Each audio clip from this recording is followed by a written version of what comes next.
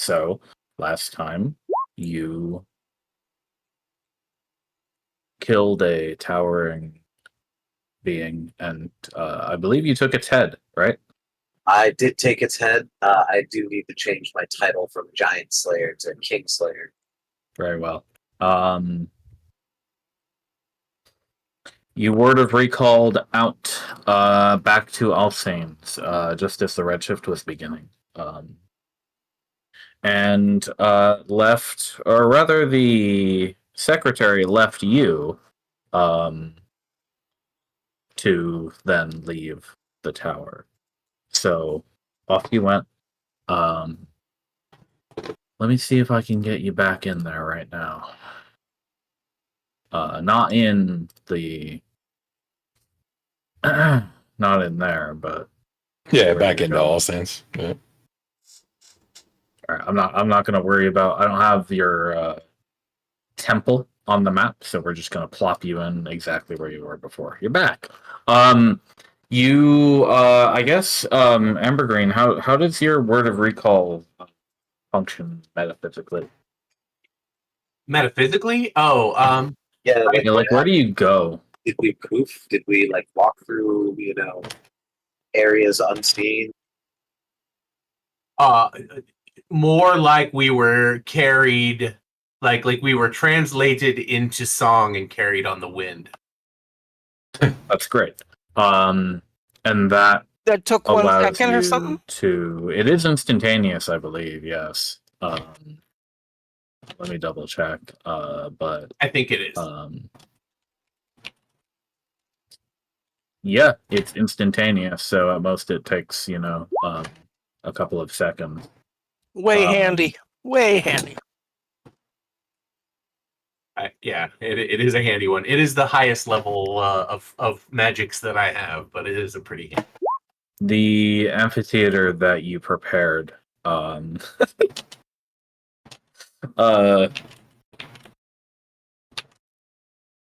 is where you reconstitute and clamber back up out into the city, which it is currently, by your judgment, midday, sometime in the early afternoon. There's a bit of bustle about, thanks to the first wave happening about 10 minutes ago. As usual, there's people making sure all the week's supplies are in order, and we have everything that we need to last out the Redshift here.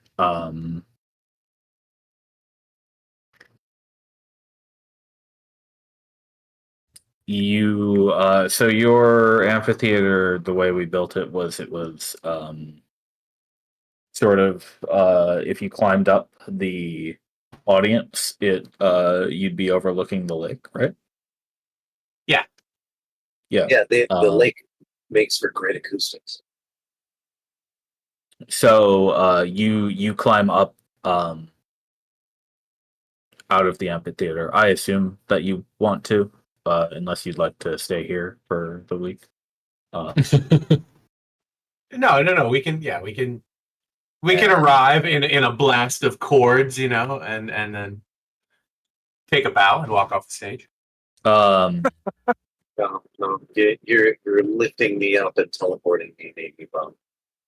The theater is empty at the moment, but the lake surges as soon as as soon as you step in front of the rest of the party out of the theater, and Eska emerges from the water, and you hear her shout, "I heard them! They're home!" Yeah. And then she directs her attention to you and watches you come down the steps toward the shoreline. Yeah, we're home. Check it out, everyone.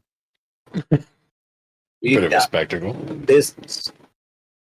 with Lucette and Arista. Yeah, we need to report. Twirling my flute like a baton, right? Although, Mon. Speaking Mhm. of Arissa, should we be doing reports by them? I'll go ahead and let them know. Yeah, thank you. That's a really good question, Alice Tower. I don't know what we have to lose at this point.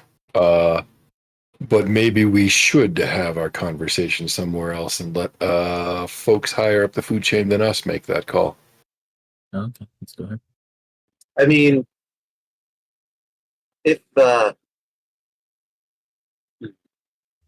Aaliyah really is and has been all along listening in, I do Yeah. suppose treating them any different will just prove their point. She seemed lucid enough that I think she will expect us to respond to that accusation one way or another. I don't think we need to worry about tomfoolery. No. But that doesn't mean that we may not want to try to use that to our advantage anyway. Also, there's a conversation we need to have, or that I need to have with Arissa. That is maybe best done after we have this conversation. So maybe it's better that we wait to talk to her anyway. Most definitely. If you don't mind, I'll be following you in your conversation. Of course. I've taken second fiddle to your palindry. Is that an actual word? Palindry? I like it. Yeah. Yeah. You're acting of a paladin.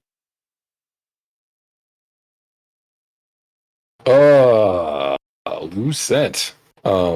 We are back. Safe, if not sound. I killed I'd the say king. I'd say with half Show my it. health. And But there's probably a lot that we need to discuss. like my official recognition as a kingslayer.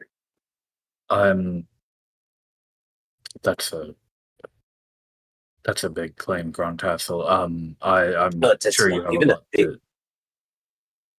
It's the king.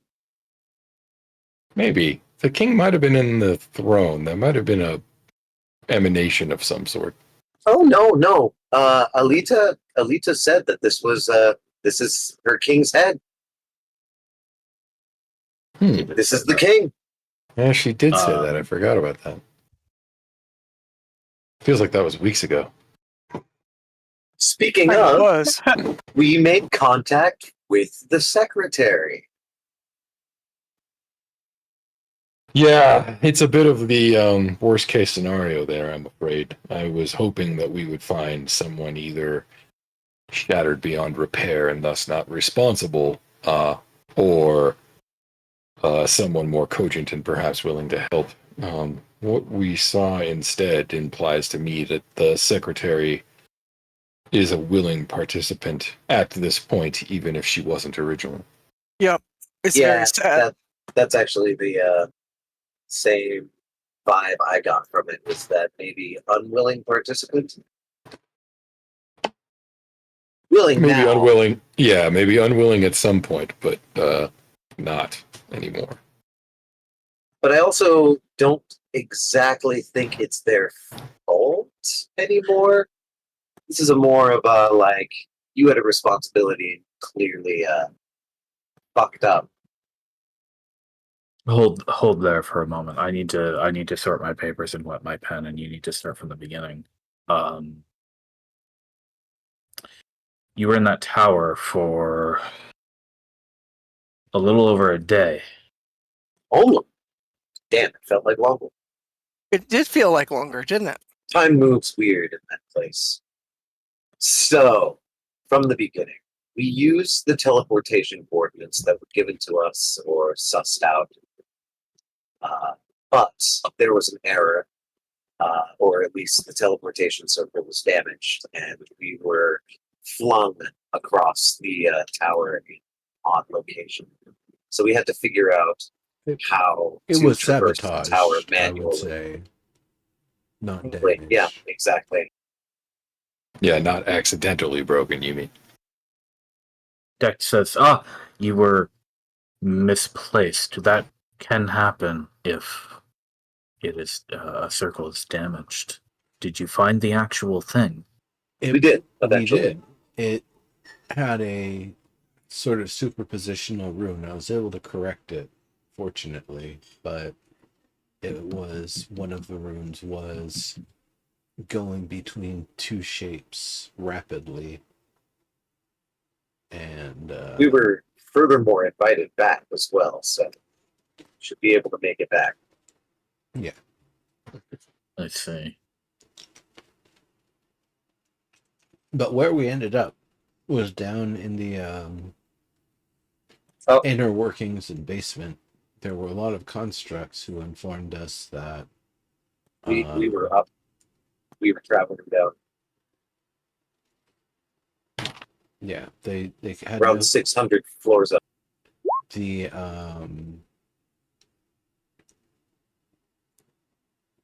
the machines themselves didn't have the constructs didn't have any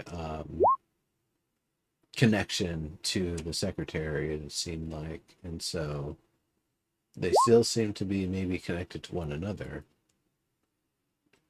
And apparently there's some rule that there's not supposed to be any living beings anywhere inside the tower. And so, us being living beings, we were most unwelcome to their security. In the area where we ended up, there was a lot of kind of dangerous machinery and such.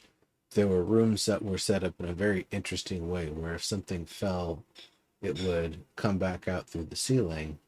And of course, if it didn't have anything to land on, it would keep doing that until it would find something to land on and then splatter. Fortunately, that didn't happen for any of us. We all survived. So the secretary is not, but she laid traps for you.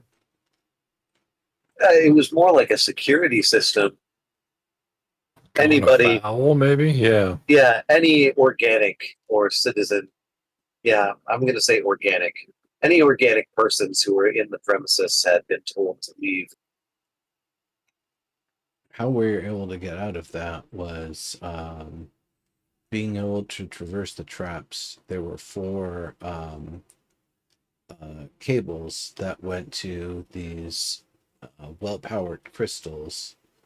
We severed the cables in case they might need to be repaired in the future. And that allowed us, alongside the 3 key cards that we found, to use their elevator system and get through a particular room that required 3 key cards. It didn't say which of the 6 terminals required the key cards or in what order, so just kind of Out took of a lucky character guess. question. And Do we still have some of those key cards? No, they're stuck in the machines. You I placed thought we- them in the basement 1 terminals, all 3 of them. I thought we had extras of some. Nope. We do did not have an believe extra you. of 1 color. I want to Did say the first one we got, but I don't remember which one that was. But I don't remember if we actually kept that extra copy or if we just found an extra copy and left it behind. Yeah, I don't remember either. If we did have it, I would definitely want Decus to see it. I don't remember you guys having an extra.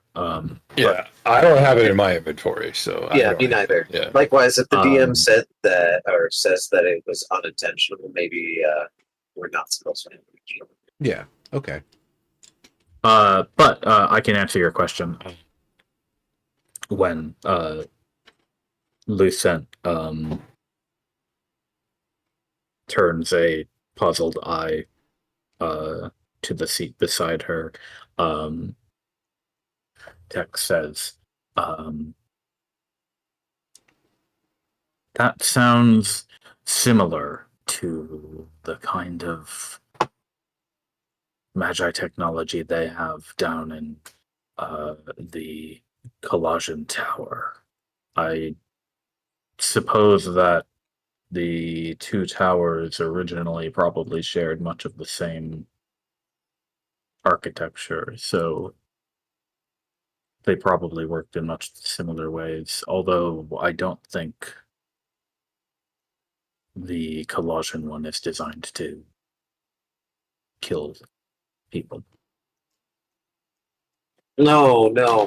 If I don't know if this is correct, but from what I have gathered from many interactions with these people and looking through the archaeological record, is that perhaps the empire that used to be in this area backward engineered their own magical system through the Star Tower. This ability to grow crystals, for instance.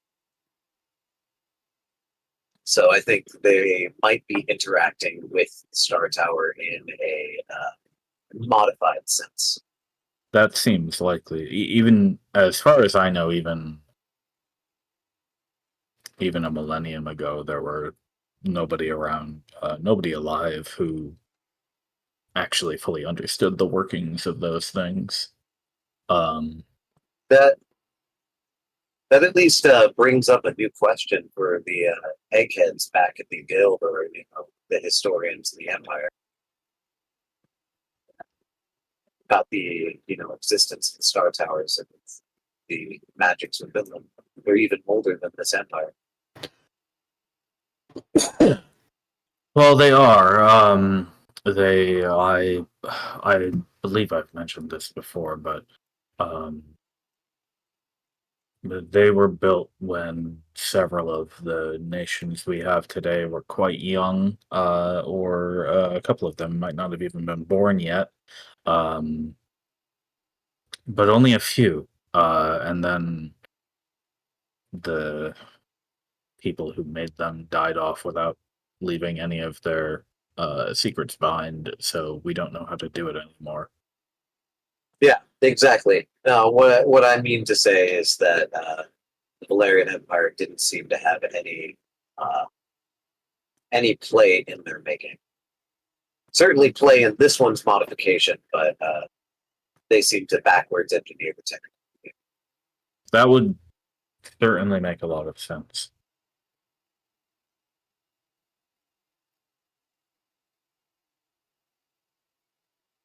Back to the point, though, we were able to traverse, as Nimbus was saying, the tower through what I would call the manual tunnel system. Yeah, service tunnels. I'm very glad that they left intact. Many mages would destroy those after them being made. Brigadier says, when did you actually meet the secretary? Well, let me After I kind of killed her continue king. to that. Is that we once we went past the area with the key cards, we were able to make our way to what was essentially the first floor and the throne room. And yes, that is where we saw a giant, overly redshifted entity that once was the body of the king. Around it was an area that was encrusted, seemed like from below, with impenetrable red crystal that hit you twice as hard back as you hit it, so probably not the way to try to destroy it. And yeah, then the secretary revealed herself. We talked for a little bit because she was stalling for time to try to get us to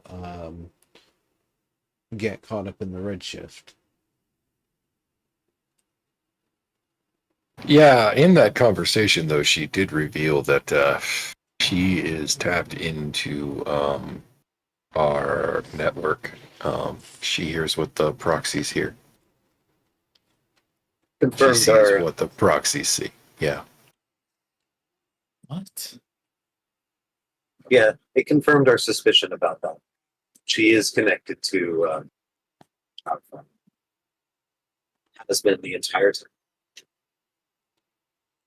Knows exactly why we are here and has proved it. This is not a simple territorial dispute like with the dragon. Yeah, she's come to know who we are. Right. Has opinions. I believe those opinions might be misguided, though. I still think that there's potentially room for diplomacy with the secretary. Perhaps we could even save her sanity. Perhaps. I agree that I can't rule that out entirely. There I'm does. feeling optimistic, though. I'm not very optimistic about it at all. And likewise, for a second time, we have heard about this higher power. Indeed. This is probably the source of all of the antagonization, that malevolence that we feel when we describe the Redshift as being an entity. At least this is where my theory has changed. Right. I was just going to say, when the captain of the guard spoke to us before we finished that fight, he warned us that we were going to have to destroy all of the proxies. I suspect their connection to the secretary is more than just an ability for her to eavesdrop. I think they are in a very real way, some source of her power or abilities.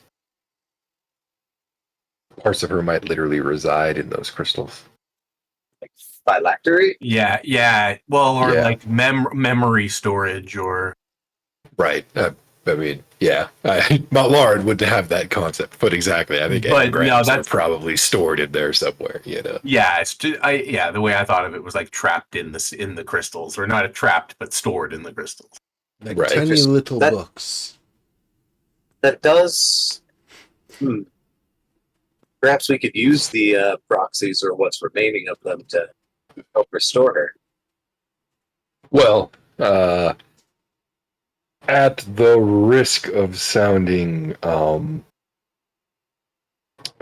callous, the only reason that I haven't gone and destroyed the proxies that we know we have is because I'm hoping that that's true. I would like them to be redeemable if we can, but I did swear that I was going to deal with this problem, so I'm finding myself approaching a choice I need to make. Well, let me pin that down for a moment there for you, Montlarin. You just told me that the secretary told you about a higher power. That is correct. Does that mean she's in control, or does that mean we haven't found it yet? I believe we haven't found it yet.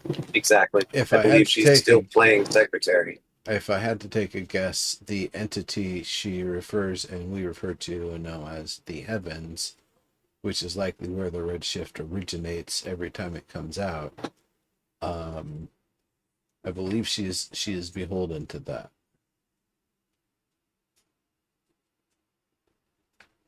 Dex says, so maybe we could knock her out of it. She's not really a person the way the way you would classically describe it. It's a little bit difficult to parse in a I've way that Come to makes. understand it as a reflection. That's actually a pretty great way of thinking about it. Yes. So instead of being like the elf who was originally made, they used the crystal to somehow capture the reflection essence of that elf who originally made this technology. And that reflection still acts the way that elf would act, but it is not her. Exactly. And that means it's prone to being controlled, maybe. Refracted with other light. So I wonder if she's really not in control of anything. If you could snap her out of it. Definitely be my hope. I also, again, at the risk of sounding callous, it occurred to me that knowing that she has this connection to the rest of the proxy network, that there may be some way to use that against her, even if we do decide that we aren't going to destroy the network itself. I get what you're saying, and I get the situation that you're talking about. We can make that play if that's what you think we should do. That would, of course, have to remain between us and a couple of others, or the jig is up. But we could keep immediate plans away from Arisa, to the degree that we don't need to communicate them with anybody else. So, your movements, basically. Feel like if somehow Arisa is key to us restoring the secretary, that we ought to be careful about doing such things. It might come to bite us. Right. If we're keeping things as they are, which, again, if we can redeem them, I want to. But if we're keeping things the way they are, then I think the play to lay it out, the soft play to lay it out is that we misdirect the proxy by giving her things to interpret incorrectly. Yeah, I get you. Rather than manipulating the hardware, we manipulate the information going into it. Exactly. Right. Yeah. Try to control the information. What could that contain at this point? I mean, what kind of strategy do you see yourself playing here? Because let me tell you the way that I see it is, you've got your target. Do you think you can go up? You said you landed on the ground floor. Do you have a way to continue upward? We didn't finish exploring that floor, but I believe that there are additional routes from where we were at, from where the teleportation circle actually goes. There might be. We mostly found a loop, though. Yeah, you mean our route itself? Yeah. Yeah. Yeah, likewise, I think yeah, if we have a plan, then we can misdirect, but if we don't have a plan, then I mean, maybe the play is to imply that we have one. That does. We have work in concepts certain of a plan. situations. Or actually, Definitely. that's what we want to get across, is that there are concepts in a play. Right. So you say we have a target, but we don't exactly know how to interact or get That's true. to that You target. need to find out what this higher thing is, why she's acting for it, and We don't even know where the device is. The one that caused the redshift. yeah, Wait a minute. Don't we? Can't we ask the worker? I suppose. He worked on it. He did.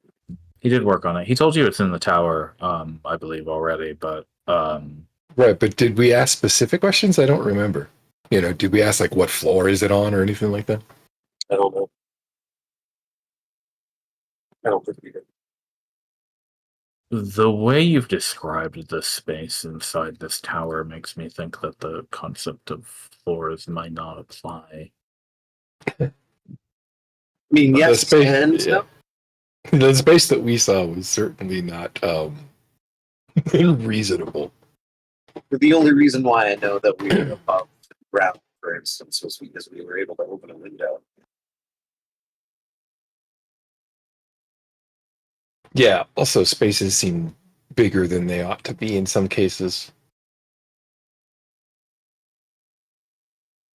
It's Felt like maybe the many different layers of something different. you're at the center of the redshift. It would perhaps be surprising if it weren't tied into some sort of demi-planar business. Why, while still true, we weren't exactly at the center. The center still starts up Above higher, us. Yeah. above That's us. true. Um. Then I suppose it'll only get weirder from there on up. Yeah. I have an odd question, Decus. Speaking of demi-planes, the heavens. Are there demi-planes of light or order or something that might have the kind of effect that we're seeing? That would try to reorganize a reality it impugned on? Well, Like that we Probably, know of, right? I mean, clearly there must be. We're experiencing one. But there exist theories that certain planar entities, some things in the realm of something similar to divine, even, um, might seek to reshape the world to match the way they see things should be. Um,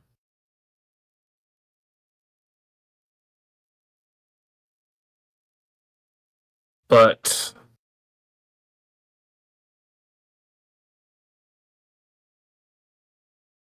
the way that Redshift works does not really align with any of those intentions that one might theorize. Uh, if anything, I did spend a couple of years studying the literature on a place we call Limbo, um, which is said to be an embodiment of the concept of chaos. But they also say that it is such that nothing lives there to begin with, aside from a few scattered terrors. But nothing that would the kind of thing you might see in a bad dream more than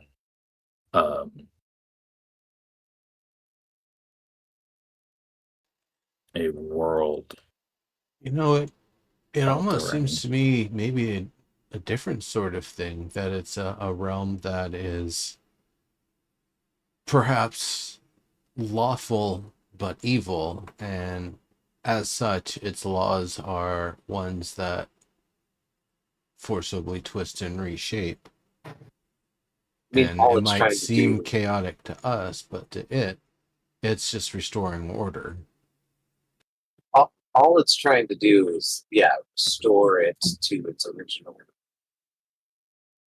to the way it's supposed to be, is what the captain and the secretary said. right. That's neither like good nor evil. That's a very neutral statement. Yeah, in that you could hear somebody who is good, neutral, or evil saying it and be like, yeah, that guy's a dick. Well, Sounds like Sauron. Lucent says, if you want to argue that there's some person at the top of this who thinks things should be the way that they are, No, no, no, no, not like that. If Decus has inspired anything, it's the idea that perhaps in tapping into other planes, if something like limbo started affecting this area, it would be directed by the intentions of those who were using the machine. Those who were using the machine at the time were trying to fix the princess into a normal state. And then, after that didn't seem to work, or rather, sorry, after that did seem to work, then after fucking damn it, what's his name?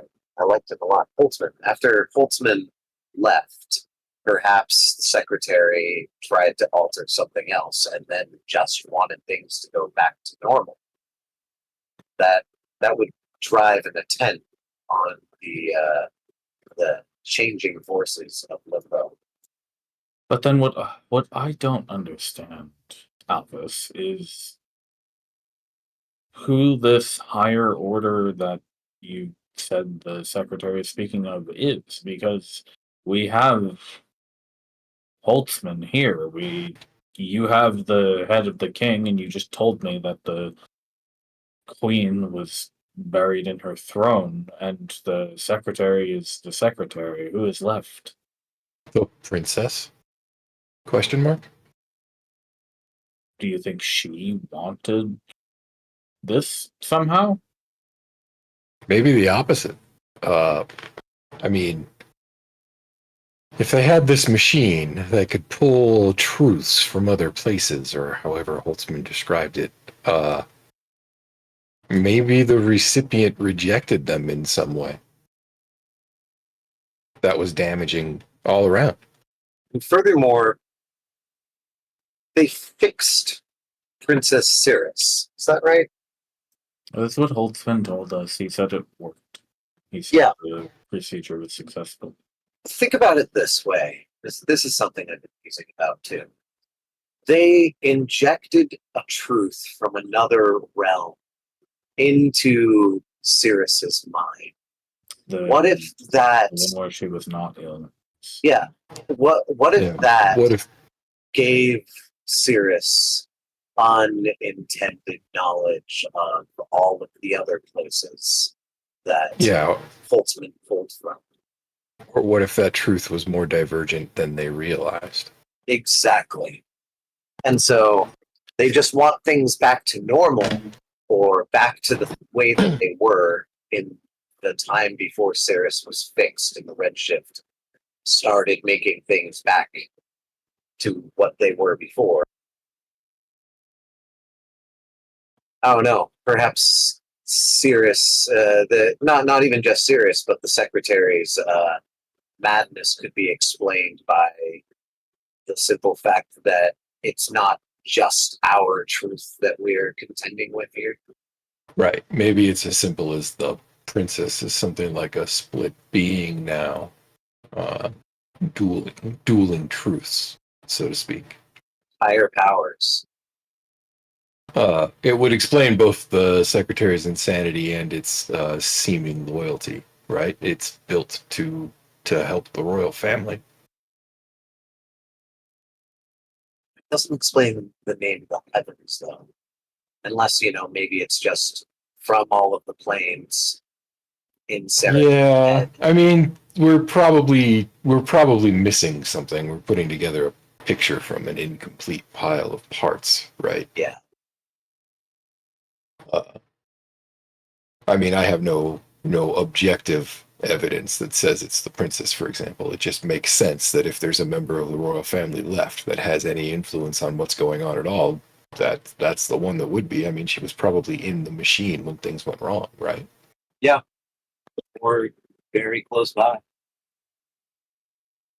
I mean, honestly, when we stepped into the throne room and we saw the queen on that throne under that crystal, I expected it to be the princess.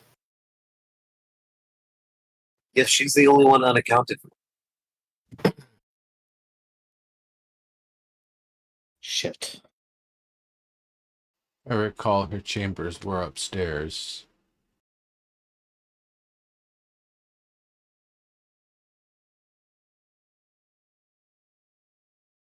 So maybe if we return, whether it's for the last time or not, we should try to ascertain what happened to her.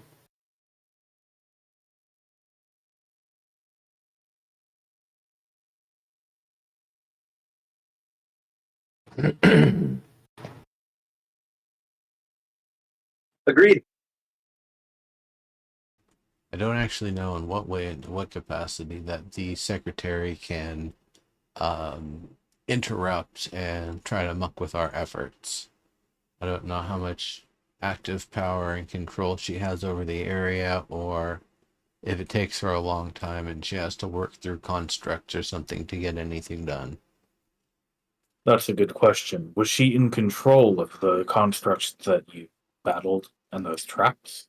She could have been Didn't watching seem us. like it, but I get the feeling that she was watching us, but just not revealing herself the entire time. right. They may have been operating autonomously, but that doesn't mean Yeah. that she couldn't have controlled them. The way they behaved, it seemed like they were surprised to be seeing us, and that one who tried to put out the security alert as it died kind of indicates to me that that's just her playing around in theatrics if she was controlling them, but I don't know if she was actually directly operating the ones that we were fighting with. I assume that they had all been programmed to do certain jobs. Yeah, And they Yeah, were that- they were there they for performed those maintenance. jobs. Yeah, they weren't. Yeah, they that weren't was the there just impression as I got, too. fighters. They were maintenance.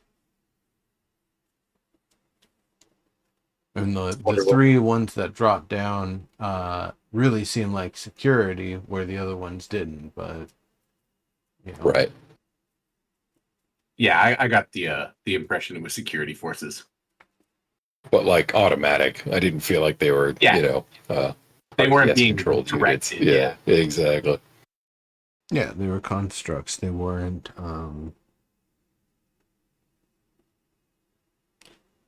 They weren't puppets. Yeah, I wonder if the secretary really is just a red herring and is just playing secretary. Well, there's only one way to find out, right? Gosh, I haven't had a good red herring in years.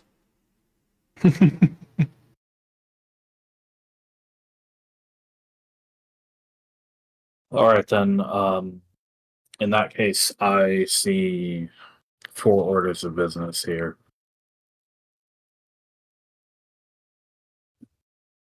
Do you intend to go right back into that tower once the Redshift clears up? I mean, We have between now and there's then not to much else we can decide, do. but yeah, I figured we would use the early and likely long redshift and the downtime associated with it to rest up and prepare for the next outing. But we don't actually have to commit to anything right this moment. Since this one came on so quickly, I will probably suggest that the redshifts as we go back are going to be short, based on us interacting with the tower and doing something big like killing the king is probably what was the actual catalyst to set off the first wave, not the secretary coming through. Right. The secretary was more waiting for it to happen than instigating it, maybe. That's what you're thinking. Yeah. Now remind me, did we have that double first wave that we sometimes get, or No, there was only one. just the one? Okay, because that's one of the shortest redshift cycles that we've ever had, and it most definitely feels like we're the ones that caused it to occur. So I think it's okay if after the shift we're still taking a few days to prepare. because it'll likely be some other thing that we do in there that will cause the first wave to occur, and not some time-based sort of thing like it normally is. That Well, does give us time to try to understand proxy technology. I'll put out a bulletin to the rest of the commission anyway to be aware that the Redshift is unpredictable. So And not to get too New news. is anybody going to join us, Dex or Captain Van, for example, on our next assignment in? I wish I could join you, but I'd be a liability. I know. Dex I'm so says, sorry. I Unless you like fighting as a giant gorilla, I could make you a giant ape, and you could fight as that. she says, oh, I think I'm all right being a regular ape. Thank you. Dex says,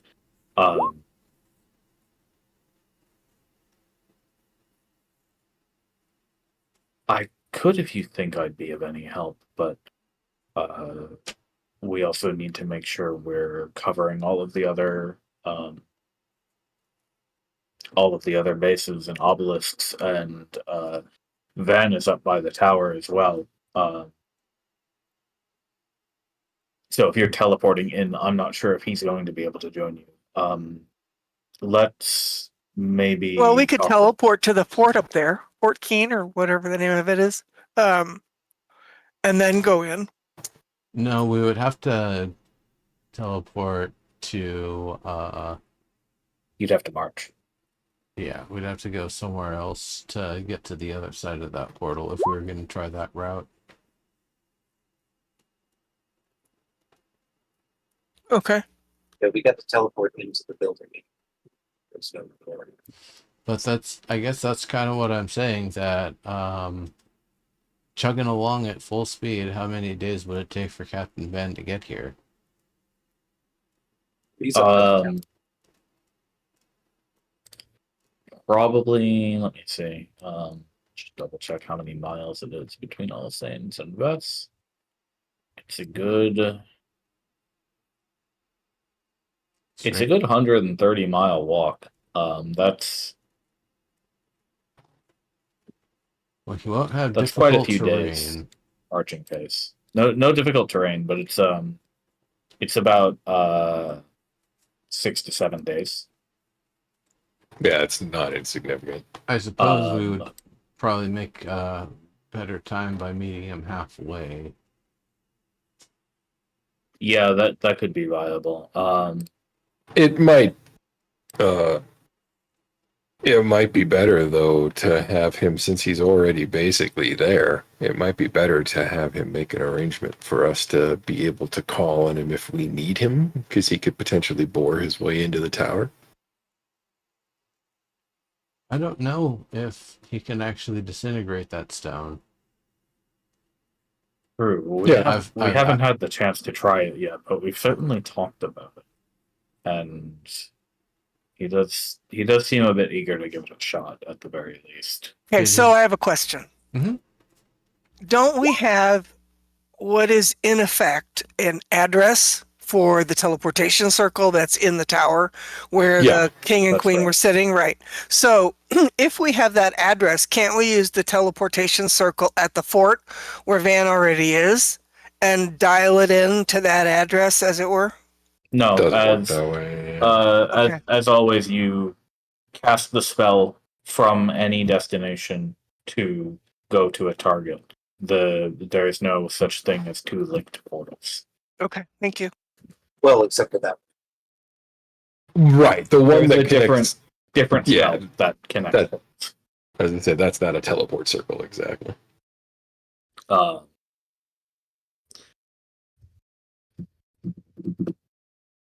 the other team who has access to teleport circle is currently with Van. That certainly suggests we get to Van. Well, if Van can if somebody with Van can teleport, we could also teleport Van to the throne room at the same time that we go. Yeah. Or again, as a reserve, we could teleport him into the throne room when we needed him. Which might be more viable. I mean, no disrespect to our captain. I love the dude, but I feel like some of those corridors are not beholder sized. Lucent says that's true enough even back home, but he does his best work on backup anyway. Considering how his brain tends to work.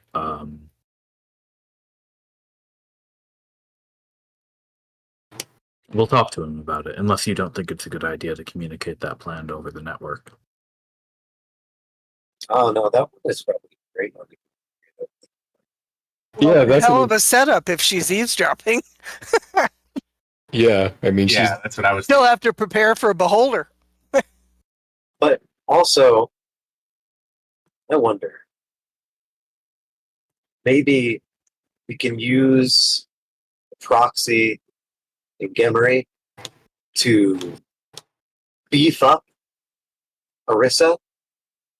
Now, I'm not too well versed in magic mumbo jumbo, but I feel like we might be able to amp up Orisa in a way, and perhaps then copy them like we did last time. What if we could sort of instill Orisa into power instead of Alita? Sort of replace them. You'd have to I like that idea. find Aelita's core and then put Ursa into it somehow. You'd have to replace her. Well, But Yep, and if that's like in those crystals, maybe there's something like about the very storage itself that's corrupting. maybe. Also, we might have found that. We might have just been interacting with the tower itself, but we might have been cutting off the secretary's function to the tower when we were messing with all of those structures. yeah. We didn't get all 4, did we? Nope. No, you got 3 out of 4. That's what I thought. Yeah. But no.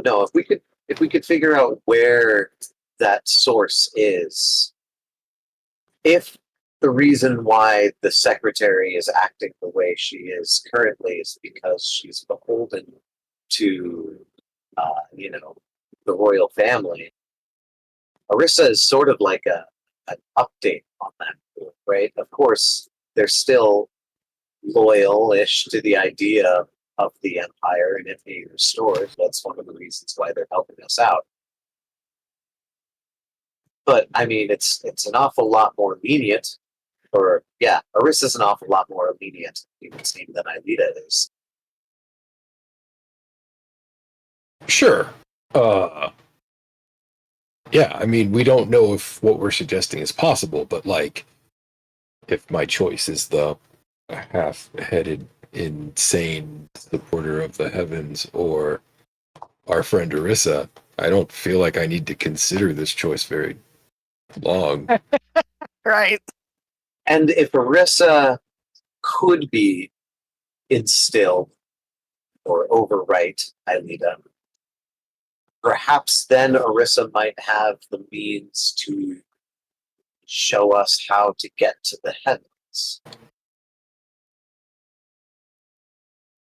So, I think what we're saying, to try to put this into something that I can act on, is that we basically have 2 objectives. We need to find out what happened to the princess. Why do I want to say princess? Weird. Anyway, we need to find out what happened to the princess.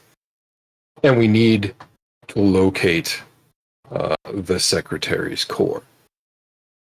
If we locate the secretary's core, then we have 2 potential sub-objectives. One is either to see if we can supplant the secretary with Orisa. The other is to see if we can sever the secretary's core from whatever control or power that she has, right? Yeah, I can hear that. Likewise, though, it might be good to figure out how to make a better copy of Arissa and bring her along with anyway, because they might understand what we're looking at.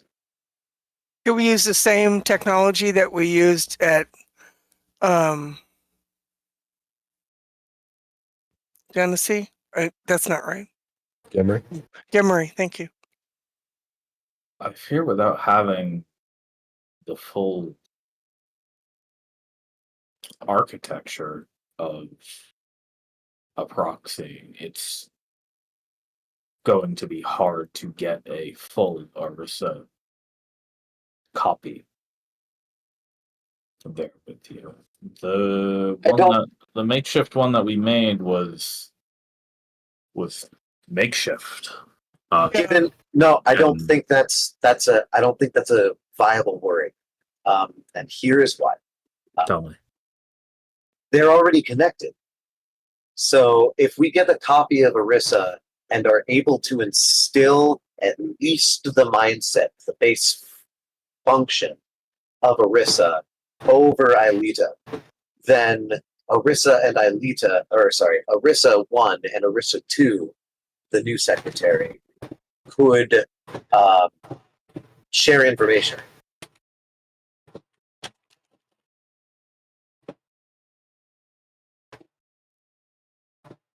So essentially, we would be upgrading the imperfect copy of Arissa by putting it in this new magic hardware.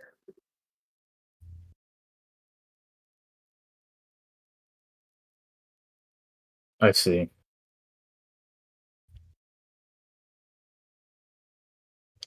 For me, Dexens, I would say you should start by finding the secretary's head.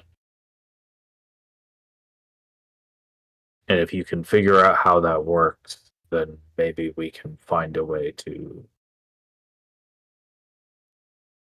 plug RSA in. I definitely understand and hear that. I'm just worried about how many times we'll be able to recall our way out of that building.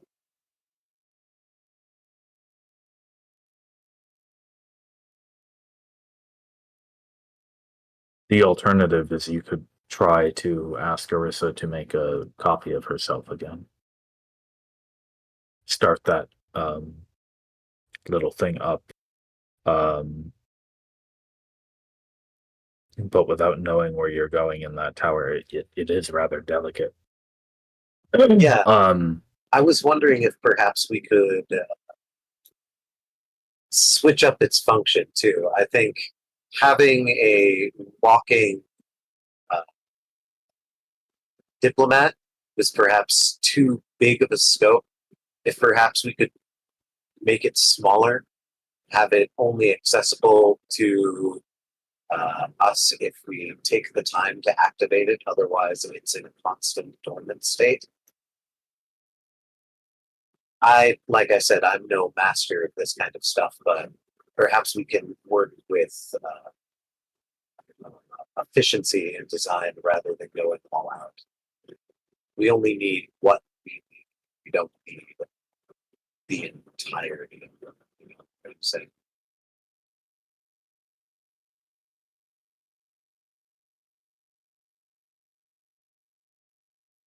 I can try. I can't promise I'll get it to work, but I can talk to her about it.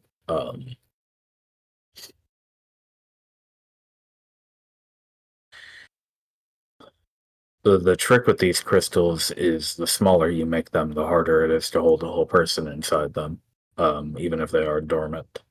The fact that we got most of Arissa inside that little half of a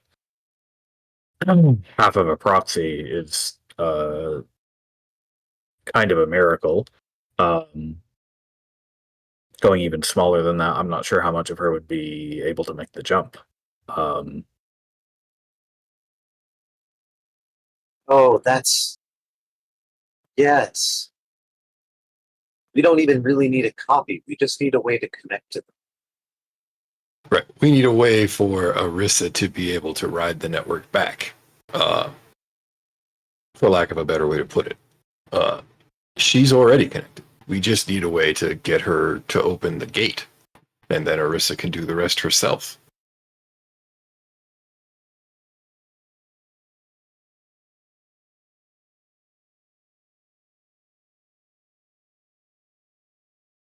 I think if she saw the opportunity, she would take it. At least that's the impression I've come to have That's why I think after we need. spending a few years speaking with her. Yeah, that's why I think we need a device that perhaps gives them a way to do that once we find the secretary's head. Right. Again, we don't need to solve the copy of or we don't need to solve the problem of a copy. We just need to solve the problem of getting her that route into the hardware once we find it. And technically, that route should already be there, at least in Right. one direction. Right. Again, we just need to figure out a way to either flip that direction or open the door wider so she can slip through. If I remember correctly, the other proxy told you that normally they have one-to-one communication, Exactly. So proxy to secretary, Right.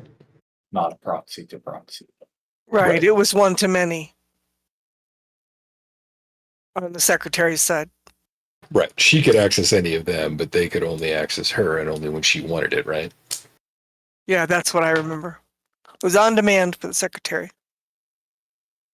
which is why we should figure out a way to open that up. Right. To for Arissa at least. Or a way to force the secretary to decide to do it herself, I guess, you know. Maybe something like an antenna. It's only attuned to Arissa. Like a Yeah, magical or- beacon. Or yeah, or some way to flip that direction if it's a flow. I don't know anything about this, so I'm speaking metaphorically. Yeah. To be honest, I'm hardly a few steps ahead of you. We need more information about how this connection works. Um, I had a thought about that. yeah, We could ask the secretary. yeah. I mean, it's not like she doesn't know we know. She told us. So makes sense that we would try to reach out to her. We're the diplomatic types, right? If she's forthcoming with information, then Yeah, I mean, I imagine it would be like interrogating a demon, but people do that, right? We've had success with that. I mean, if we really need to, we could, make a deal with the demon I have on speed dial, then have them, do the interrogation. That's like it's like having your Google argue with your Alexa. Yeah, Hey, well, Demon, you argue with the demon. make some way Arbitrate for to force things to tell the truth within a certain area or something. I thought that was. I do have that ability. I would need to prepare myself to use that magic, but I do possess that magic. I think that would work no, on well, we this have plenty of secretary, time. Or sorry, on this technology.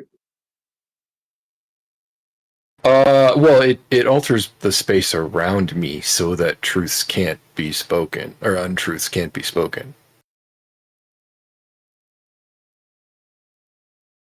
Interesting.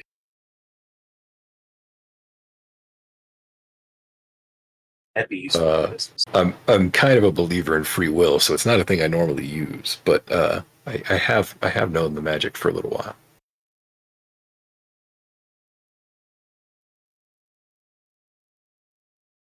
then see if you can get her to spill whatever she's willing or less willing to spill, and then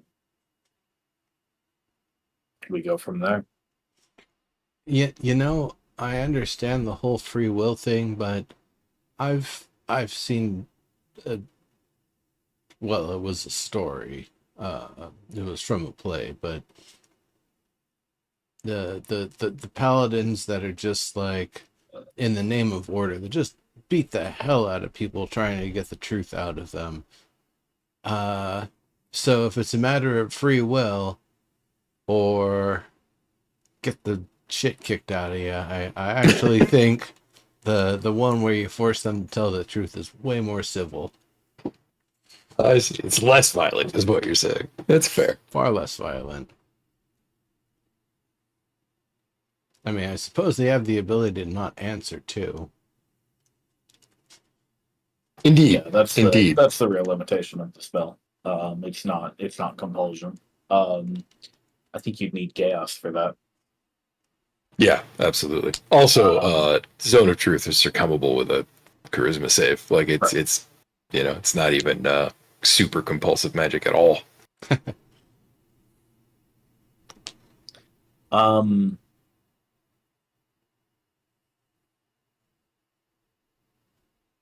then okay. If that's your heading for that problem, I suppose. What do you intend to do with that corpse you're carrying? What do you mean? You told me that's the head of the king of Essoth. Oh yeah, I was gonna have it taxidermed and then do a trophy. Wait, Um, what? you can't do that, dude. That's What? that's not lawful. It's the remains of a king of a once great emperor. It empire. It needs to It's be interred properly. No, I no, almost thought of it's a bringing the head reliquary. back and seeing if we It can ask it belongs any in a museum. questions. I was gonna say it belongs in a museum. It's a reliquary You that belong in belongs. a museum. Oh no, Yeah. I'm serious. No, when I mean stuffed, I mean like yes, that sounds very unmindful, but no, I mean to have this brought to our holiest of contacts within the guild, to have it turned into a reliquary so that I can put it in my museum. Uh, No, I still like the that idea feels of bringing the head back and trying to ask the dead thing questions, or I don't know, reincarnated or something, and be like, "Hey, you're not the king. I mean, you're still the king, but you're not an elf anymore, probably." Can you speak with the dead head? Theoretically, right? I think I need most of the I body. don't mind all of that bit, but this is my head by a conquest, and it belongs in a museum. I am gonna have it religiously interred. We have contacts with holy people. The entire nobility of our kingdom is our empire is noble, is holy. Holy, sure. I it's not actually the sanctity itself that's the problem. There are both political and philosophical issues. And historical. But we're going to have it back here in Baylor. This is my agency's base of operations, and where the museum's going to be.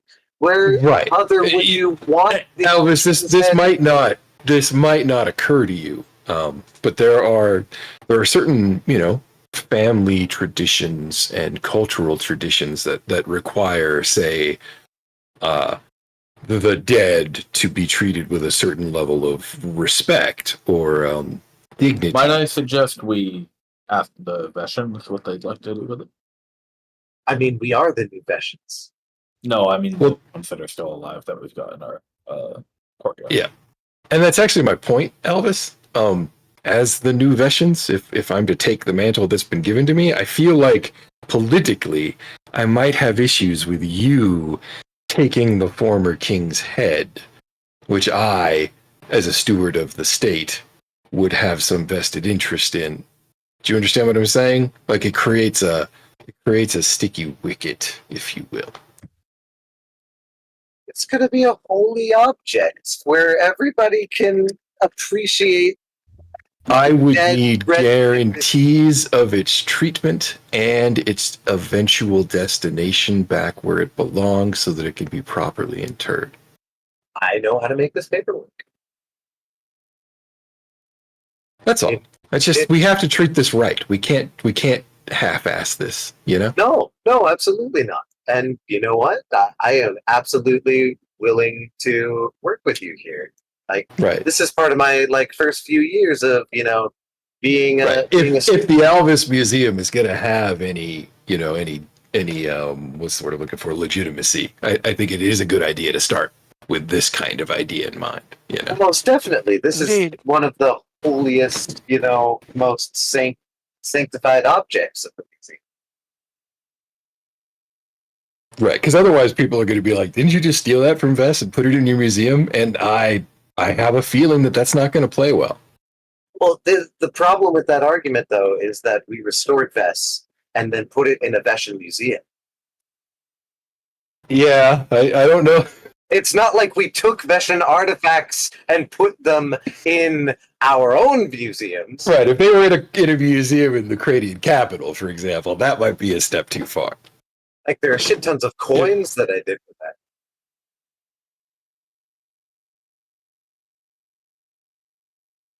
Yeah. Sword.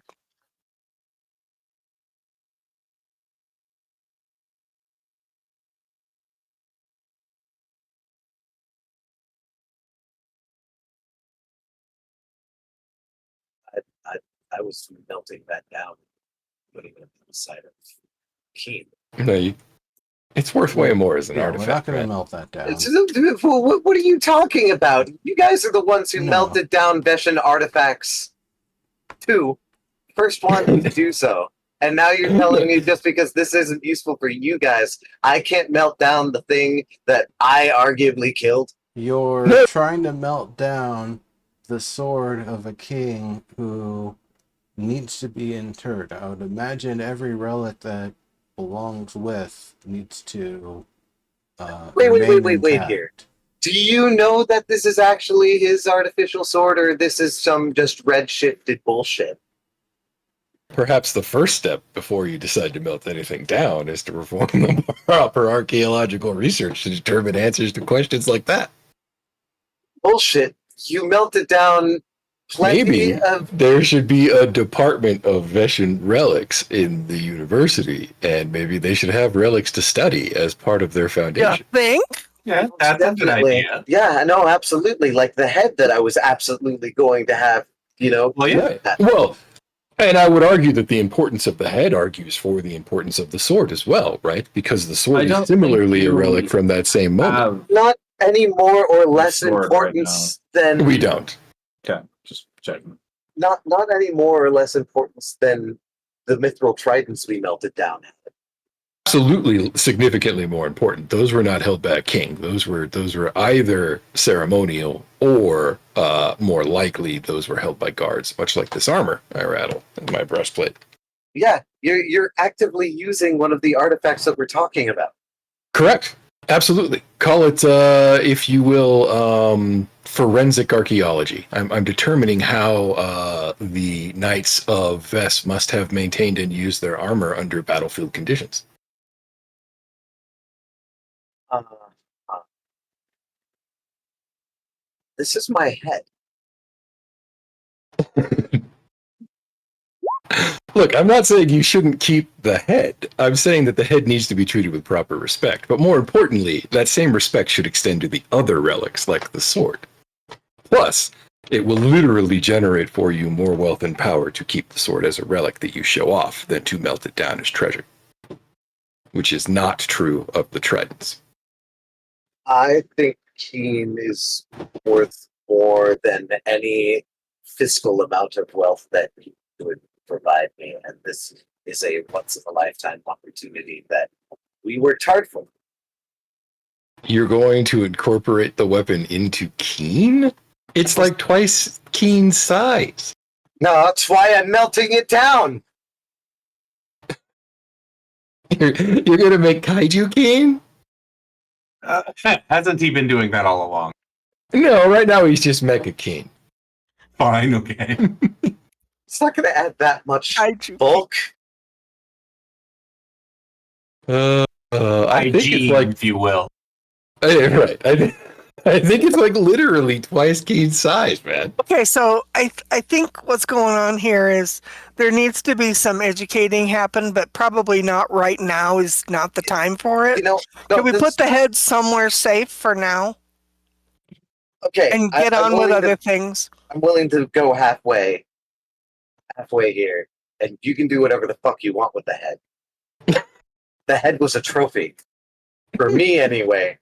Right, but trophies are not good things in terms of museum relic artifacts. I Trophy actually have walks the line. several hundred years Oh.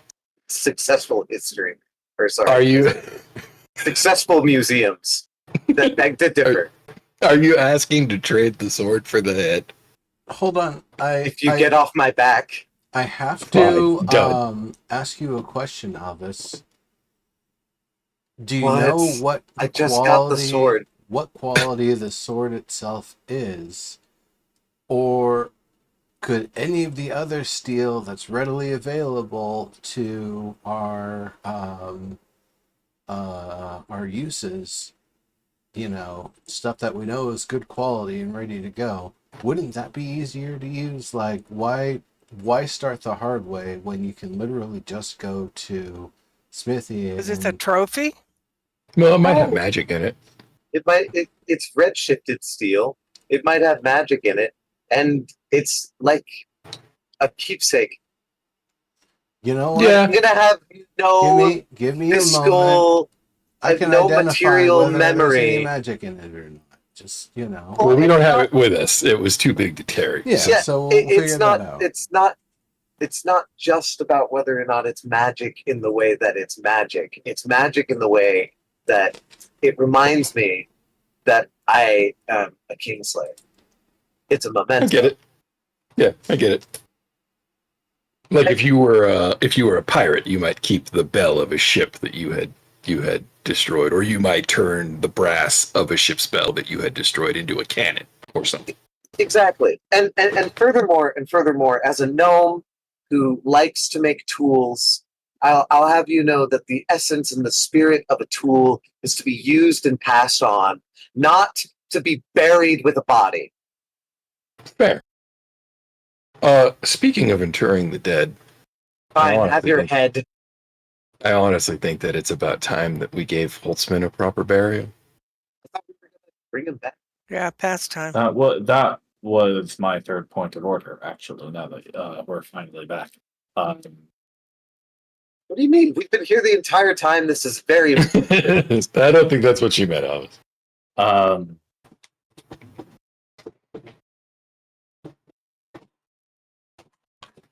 now or the next time you're here, we might be getting close to the last reasonable time that you could try to bring him back. If that's what you're going to do, I've given up on trying to stop you from doing it, and I might as well ask you if you're going to or not. I would like to give him the chance. I think he's earned it if he wants it. But if he doesn't want it, I also think that leaving him in the state that he's currently in right now is unacceptable, and it's time to put him to rest. Agreed on the latter. Alex,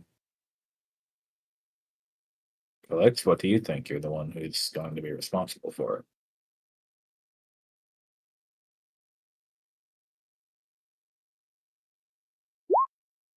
what, me? Oh, No, yeah. I'm like, why am I responsible? Okay, wait, what? We're talking about giving Holtzman the chance to reincarnate. Oh, okay. Oh, and I you're was the only saying one who this- can cast that spell, so. This week may be one of the final chances to do that.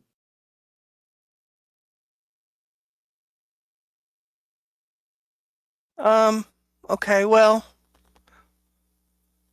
Um, Or we can give him a burial or set a raft at sea at or lakeside, I suppose. I was thinking if we do bury him, that we should bury him with his party. You're There's here. already several of them here. I mean, Are they here? yeah. Yeah. That would be all right then. I can prepare reincarnate as soon as we've had, some rest, and then I can do it if everybody agrees that that's what we're going to do. Um,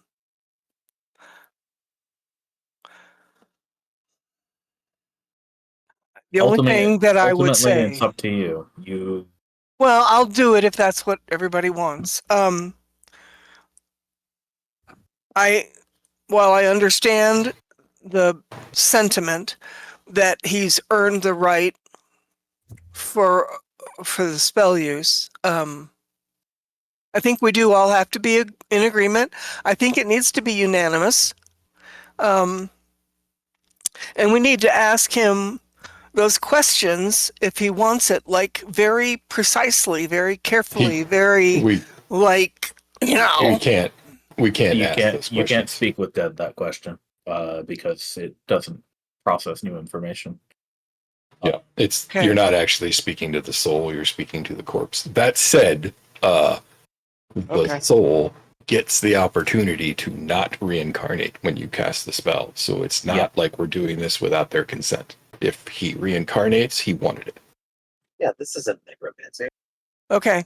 And if he doesn't want it, we've just wasted the Correct. cost. Okay. Yep. Yeah, I'm all right with that then, as long as he's got the option to reject it.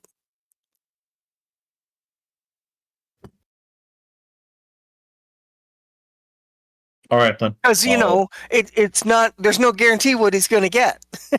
It's like he won't be Holtzman again. He'll be Holtzman inside some other race, some other body, some other. Right. I mean, who the hell knows? Is the guy protagonist? Yeah, exactly. yeah, I mean, it's definitely like, is not the best be all end all, I'll make some arrangements. You do the preparations that you need to do, and Are we all in agreement? I mean, I know I've made my case, but I haven't actually heard anybody else weigh in besides Naya. Oh, I definitely want. Yeah, we're in agreement. And what about the Brigadier? She's in charge. I still don't really like the idea of you meddling with a redshift in body, but maybe your magic will, I since suppose you're not really interacting with his body directly, will get around it somehow. we'll see how that works. I figure this will also be good for us to know whether or not we have options for Montlaren's brother. Yeah, Ed Laren. That's the main reason I'm in approval. This wall here, is this the tree? The building has by now been sort of shored up against it, but yeah, the tree did kind of land there. Yeah. So like, I guess the question I'm asking is, could one conceivably say place their hand on the tree and touch the worker at the same time? Let's say if the worker was, I don't know, a long sword's distance away. Oh yeah. He's wrapped up right now, but yeah, that is the situation. Yeah. Okay. If we're worried about the shifted nature of the body, I could try putting the shifted nature of the body into the tree, which is already recycling redshift. That is exactly what I'm worried about. So you're saying don't do that? I'm saying if we have to do that to get him, we'll get there when we get there. Okay. Let's let the lady try her druid magic first. Okay, I guess the other question would be for Serb, and that is that if I do this spell, it would be in between long rests, right? It's going to be after your long rest in a couple minutes, so you won't get another long rest before the next redshift breaks. Okay, that's costly.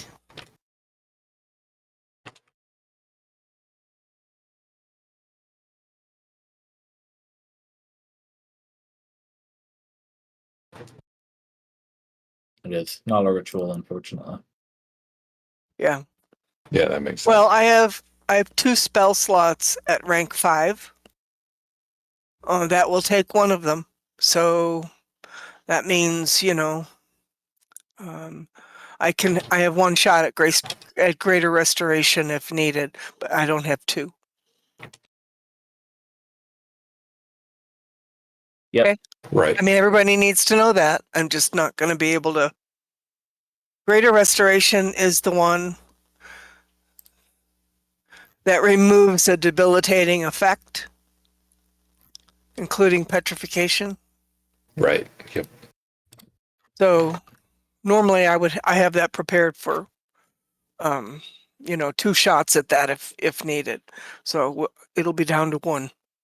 So just as long as everybody understands that there's a cost and a risk. Right. I am in the same boat for Zone of Truth, though in my case that's a level 2 spell, so it's not nearly as big a sacrifice. Okay. That's what prepared spells are for. Indeed.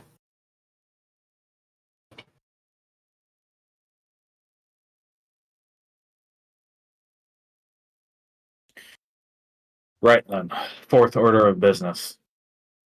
Are we telling Arsa about all of this right now? Certainly some of it.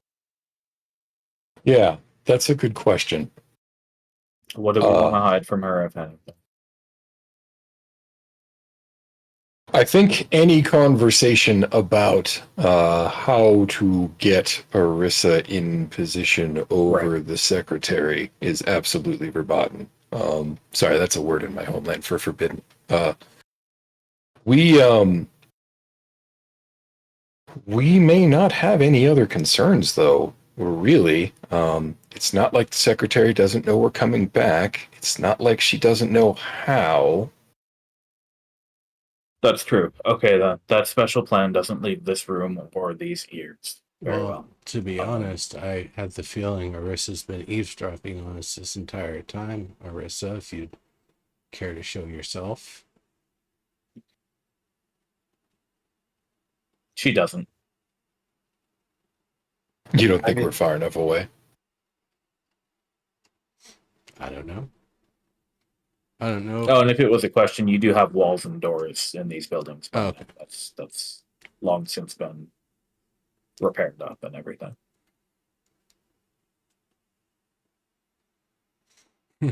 Perhaps not. Well then,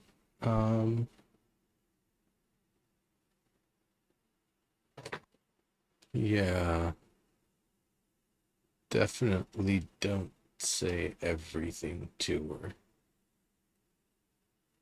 Unless you want to skew it in such a way that it gets past the secretary as a deflection. I'll Yeah. keep it short and sweet.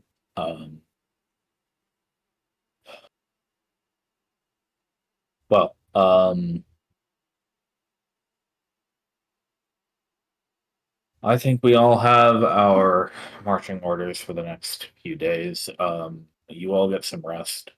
I'll take care of business around here and get in touch with Ben and everybody else. I'll work under the assumption that you 5 are heading right back in.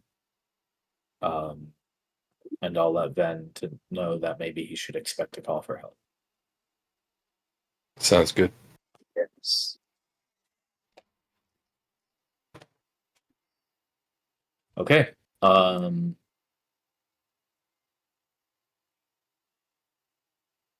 You can now take a long rest.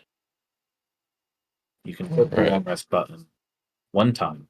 You can change out your spells and everything. And I believe I saw that Ambergreen and Alvistabber did not roll their health level up yet. I did not. I was waiting for you. I did not. Everybody else already did. Yeah. And if you didn't do it already, finish all the rest of your leveling up. Check that class table. I think it's an ability score improvement for all of you, so not a whole lot of work. Is it just rolling the hit die, right? Plus my con? Yep. Cool beans. I'll just input that right there. For whatever class you're leveling, yeah. That is +7. About middle of the road. That already added your con. That's the Yeah, that's a little low. Sorry. I was in the same boat when I rolled mine. Like I rolled like a 3 on the die. Yeah, I had one like that too, or two maybe. is my potion of heroic or whatnot heroism still going on? Do That I would get that bonus? be no. You don't get the bonus on the. God damn it! That's funny. Yeah, no. I wait until I level to drink the potion, and then I only roll the hit die after I drink the potion. So I should roll it with advantage, right? Yeah, of course. Because I'm blessed. My level up was blessed. I told you guys, by the way, while you guys are doing that level up on your sheets, I told you guys about my idea to bring permanence back into 5e, didn't I? Oh, how? I actually haven't heard this, and I would like to because I think wizards are heavily nerfed without permanence as a spell. So previously it was a XP drain, which is fine, but in this new balanced derogatory era of D&D, you can't really do XP drain as a thing. So Is I there a think quick way to explain that to me? I don't understand why. why you can't do XP drain? Yeah. Because one, it's assumed that 95% of tables don't use XP in the first place, and two, it's secondarily assumed that players can't have differing XP levels. I Unless hear the you. game breaks and it's not balanced anymore. I'm reloading the page, by the way, because my character's only disappeared. Gotcha. I know. But yeah, I mean, older editions, as I understand it, kind of were built under the assumption that characters would be different levels too. And 5e is definitely not. But even though like the math does support it, the design doesn't really. Right. Anyway, I think my idea is even better than XP Drain though, because XP Drain is cool, but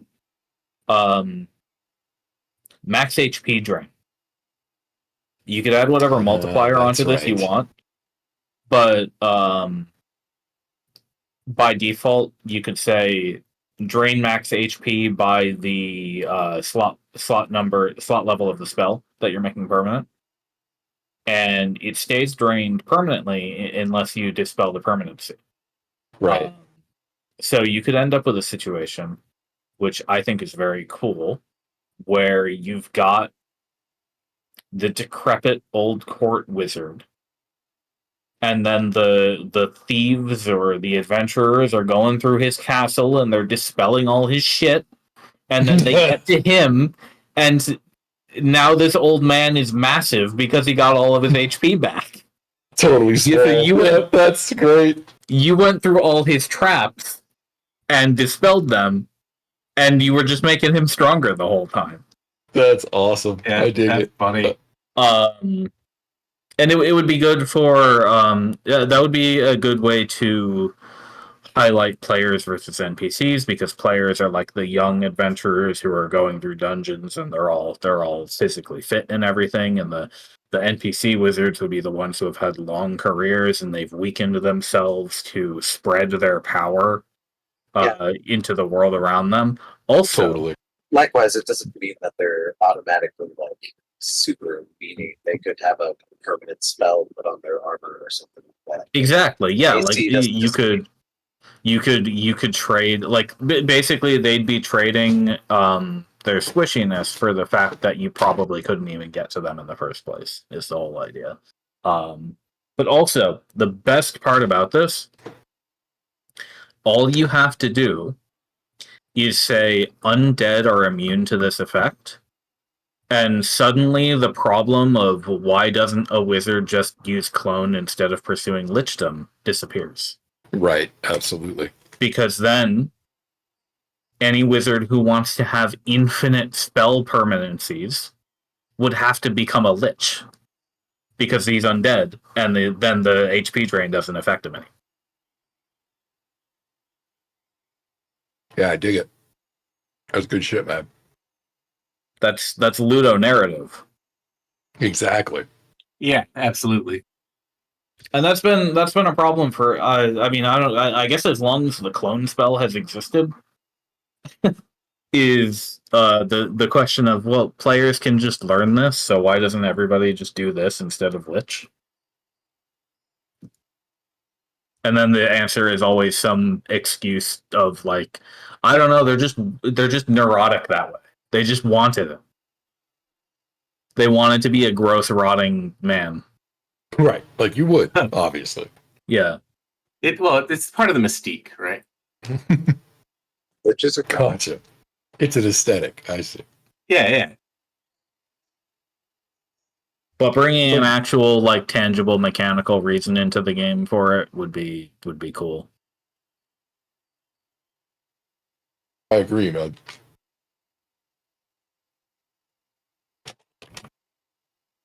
And it'd be better than the suggestion I saw on Reddit earlier today, which was just to make it a 9th level spell with a 10,000 GP diamond cost, which is probably the most boring thing I've seen all week. I agree. Yeah. Yeah. Nobody balances coin rewards in D&D. So of course, it's a diamond, though. Yeah. Okay, has everybody leveled up? You all got your ASIs and everything? Yeah, What do I everything do? else is leveled up. It was the only the HP.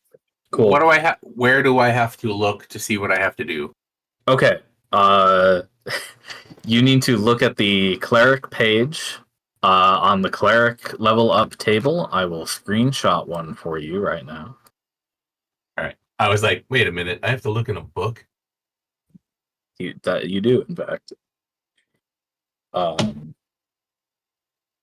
All you get is an ASI, though. But also, don't forget your spellcasters. You also leveled up, so you should be preparing, I think, one more spell? Yeah. Maybe. Wisdom modifier plus your cleric level. That goes for you too, Naya, and I think Nimbus as well. I think you've all got that covered. Yeah, I think I Paladin? already did all my stuff. Yeah, me too. Though I did just swap out one of my spells for Zone of Truth. It's half your paladin level, so you actually did get a +1 on that. Yep. Level. Yeah, I went from 9 to 10. Yeah. Nice. And what's the ASI I get? That's up to you. It's 1 point in 2 abilities or 2 points in 1 ability, or you are allowed to take a feat from the list of feats in the book if you like. But No. I'm going you to got put any a point abilities you like? in int. You have odd and- numbers you're fixing? Int is my dump stat. So I'm going to put a point in int and a point in dex because they're both 10s. That won't do anything at all for you. Or you could. Sorry about. Oh, you're right. the No, I double guess I need to audio. put 2 points in one of those. Yeah. Yeah, you need to get Here's- from even to even or Here's the odd to thing: even. Yeah. you can also take a feat. Then I have to You know, go like read. be a snob, you know? What take it- what it is feat. something that you want to Take be a feat, more yeah. badass about with your character? What is something you feel like is lacking for Amber Green? You seem to like to want to hit stuff with your Warhammer. Yeah, more than anything else. Well, I mean, that's what I have, spells and a warhammer. But that's what you So seem to like then, to do. Look, I'll put 2 points here. I'll put 2 points into my strength, and now I'll have an 18 strength to match my 20 wisdom. Well, wait. That's pretty cool. Hold on just a sec before you do that, because I'm gonna suggest There are plenty of feats that will also give you that bonus too. Right. Cool. there. Yeah, let me go to feats here. Well, feats and- only ever give a +1. I thought they get +2 or +4. Right, it's two. I don't know which +2 on game your you're thinking normal of. one, +1 on. Oh yeah, no, never mind. That game sounded like it had very big numbers, though. There is a great weapon master, but your Warhammer is not a heavy weapon. No, I was gonna say Crusher. Strength or Con plus Crusher. 1. Once per turn, when you hit a creature with an attack that deals bludgeoning damage, you can move it 5 feet to an unoccupied space, provided that the target is no more than one size larger than you. So a medium, small, large creature, you can back it away. And when you score a crit that deals bludgeoning damage, attack rolls against that creature are made with advantage until the start of your next turn. And I don't believe it's saying your attack rolls. I believe it is saying everybody's attack rolls. So that'll add a little bit more swag to your BAP. On a 5%. Well, the crit on a 5% maybe, but the ability to thwap them away 5 feet, that's pretty sweet. It is. I have to remember to do it. True. So that's a suggestion. Yeah. You use heavy armor or medium armor? Medium. Okay. What kind of medium armor are you wearing? Half plate? Half plate. Okay. Well, I guess we're probably not at the point where we need much stealth, so medium armor master. What's your dex? Oh my god. 10. Oof. Not one for you I then. said I was gonna say it's a dump stat. Int and Dex are my two dump stats. That's where you get your armor from, though. Never mind. I don't know. I mean, you could. Can you wear heavy armor, or are you not that kind of bard? Okay. I'm not that kind of bard. Hey. True. That is a good point, though. If you increased your dexterity, you could, by 2, you would get an extra point of AC. Yeah. Or you could increase your strength by 2 and get an extra point of Warhammer. Oh, Those Warhammer. are Right. Personally, The first thing I was going gonna do is, here we'll put it into Dex, which gives me an extra point there, and actually gives me one point of Dex bonus when I have none at all. So one other thought: switch to heavy and put the 2 in strength instead, because you're not going to get a Dex bonus off of heavy armor. No, I'm not. I don't wear heavy armor. Yeah, I don't think you're. Yeah, I'm you're proficient cleric, in so medium. you don't have heavy. Huh. I guess you'd have to get that feat then if you wanted to put on heavy. Never mind. How do you feel about getting interrupted while you're concentrating on shit? Hasn't been a problem so far. Hasn't been a problem so far? All right. Well, I won't say Warcaster then.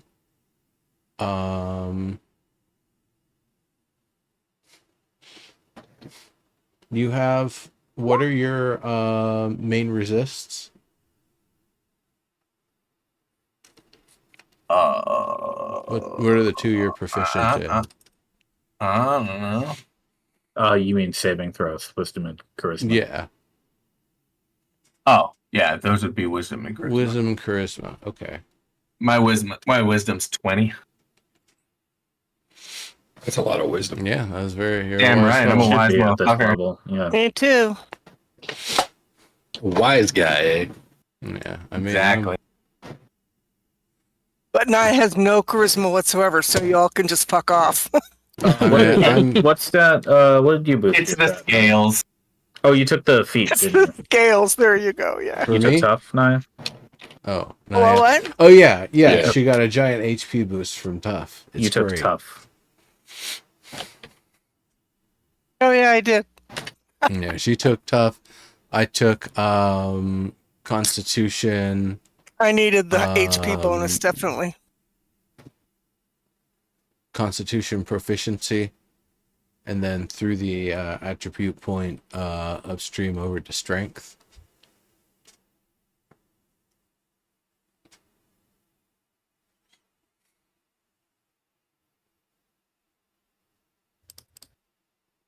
Okay. I wasn't actually going to do any feats. Tough was the only one that actually made any sense since we are almost at the end of this campaign. If this was 10 levels ago, oh yeah. Yeah, I probably would have done things differently, but experience is a good teacher. I Mhm, usually totally. don't. I've only ever taken a feat once, and it was because I didn't want the +1 spread from a regular human. So, Yeah, I guess that makes sense. This won't let me I put don't find points. them How do super I? interesting. Oh wait, never mind. I found it. Found the edit button. I did. Understand if I'm supposed to have spell slots. What was that, Elvis? I don't understand if I'm supposed to have those spell slots. Let me check for you.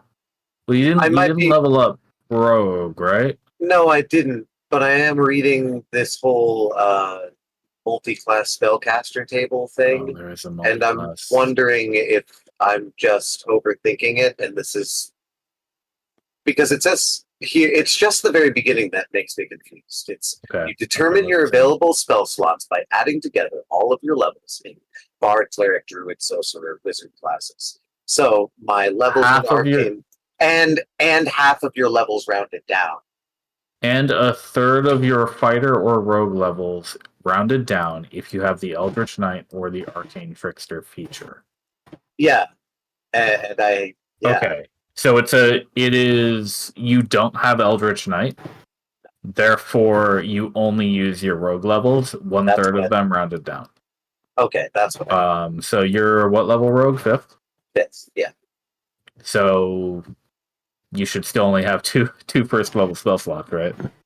+1 because of my bonus, but yeah. Yeah, okay. So I should be So that means I'm third level No, spellcaster. you're second level spellcaster. Second so, level. Okay. Yeah. All right. Cool. So that hasn't changed. Cool beans. I think it basically, as long as you haven't leveled up rogue, it doesn't change because you're not leveling up a spellcaster fighter. Yep. All right. Cool beans. I'm going to give everybody a rundown here of what spells I'm taking. By the way, Naya, if you do use reincarnation, that's a level 5 spell you said? Yes. A short rest will allow you to get that back. We can get a level 1 to 5 spell slot. I believe now that we're level 12, we can actually do 6 spells worth of spell restoration. So you could do like a 5 and a 1 on a short rest. So you actually Okay, that's will a be nice able to, detail. get one back. I just All right, wanted thanks. to remind you of that one because it's easy to forget. Yeah, I mean, the chances of getting a short rest are kind of nominal, but if we ever did get a shot, then I could do that.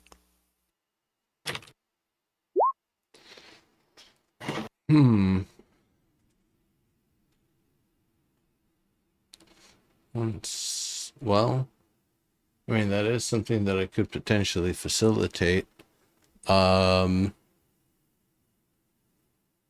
Did the spell book have, let me see. Did it have rope trick? What level was that? Is that a level 2? It's a 1 or a 2, if I remember correctly. It doesn't look like it does. No? Nope. Okay. All right. Oh, So I'm going to go down. Say what you're going to say, and then I'm going to go down the list of my spells that I'm going with. I was wondering if I could learn spell. What was that? You came through I real don't think I funky. can. No, I was wondering if I could learn a spell through this spell book.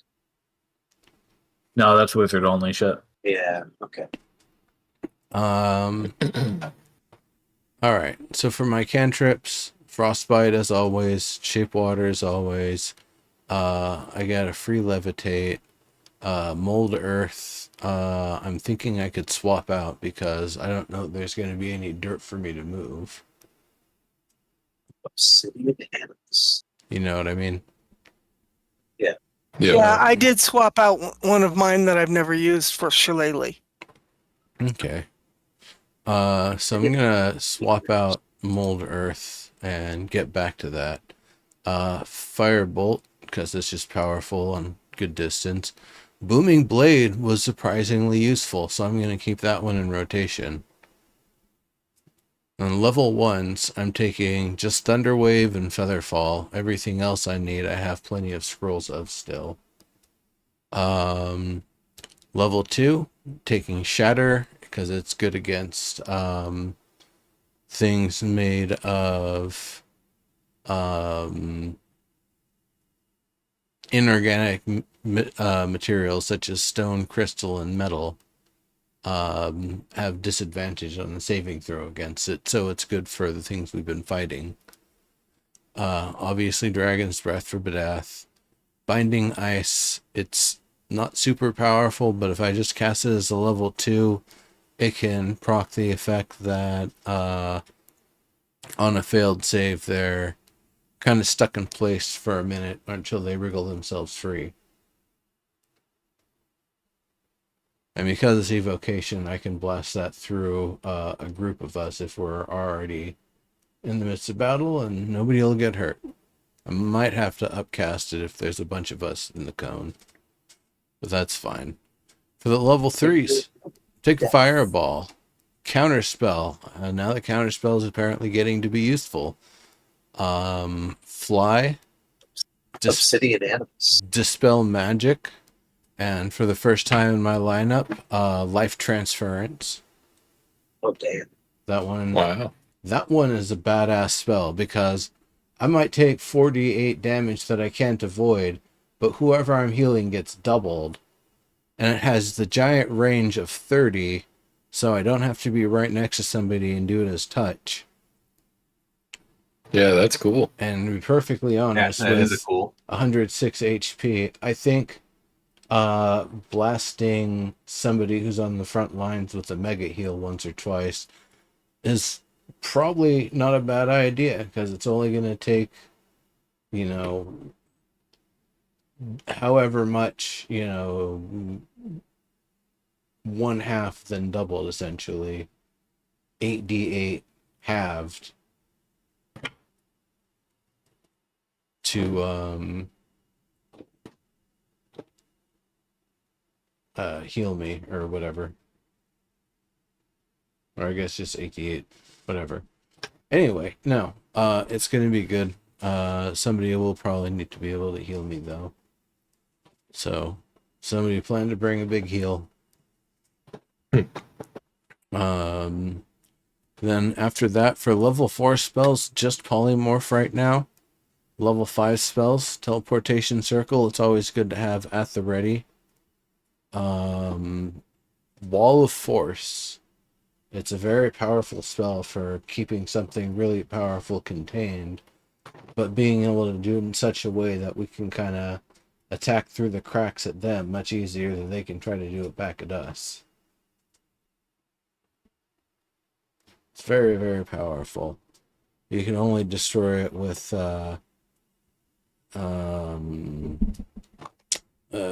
disintegration, if I'm not mistaken, or maybe it's even immune to that. It's badass. And then level 6, I'm taking True Seeing. Now, I still have one more cantrip and 2 more spells. Is there anything else you folks would like me to grab? In terms of my scrolls, I have a lot of the basics. I've got a couple mirror images and some blurs. 1 scroll of fly, but that won't do the whole party. 6 shields, 8 mage armors, a tiny hut, a water breathing, 7 scrolls of shield that are waterproof. I have a bunch of scrolls of shield. I think I have a bunch of mage armors, which I can actually use on Unaya if you change forms to give you an extra 3 armor. Okay, cool. And 4 dark vision. So I have a lot of stuff already kind of prepped and ready. Obviously, spells that I can already, cast as a ritual, have those available.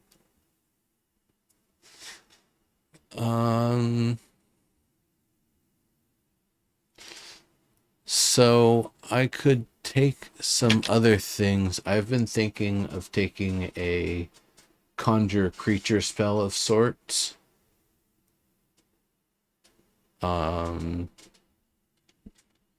Elementals are kind of powerful. I have a conjure elemental, but it's a rank 5. Yeah, I believe that's the good one.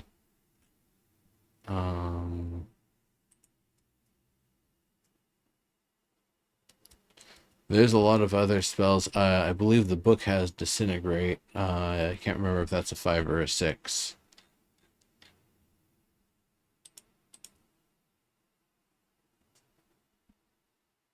Wizard spells. Let me look here real quick.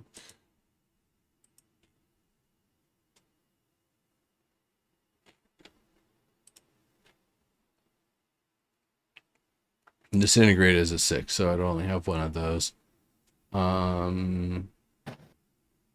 Probably not that.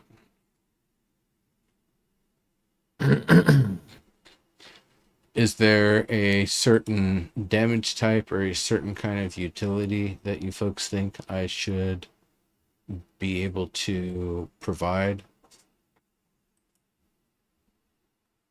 Do you have any way to lock somebody down? Petrify or something like that? Something to keep somebody in place. That is a good question. Let me see what I've got. Just kind of going down the line. I doubt fear is going to do very well. Yeah, constructs are probably immune. Mm-hmm.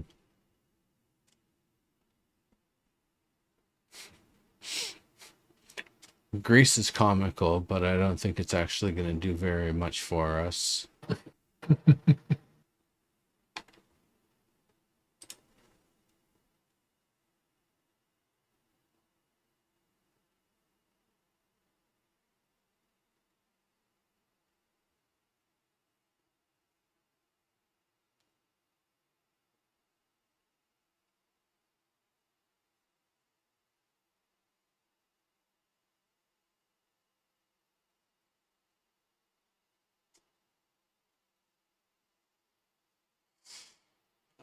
It's a 1 minute casting time. We would have to prep the area for snare to work.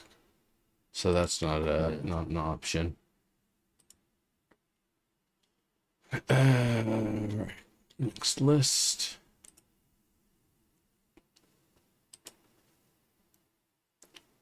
Nope. Nope. Nope.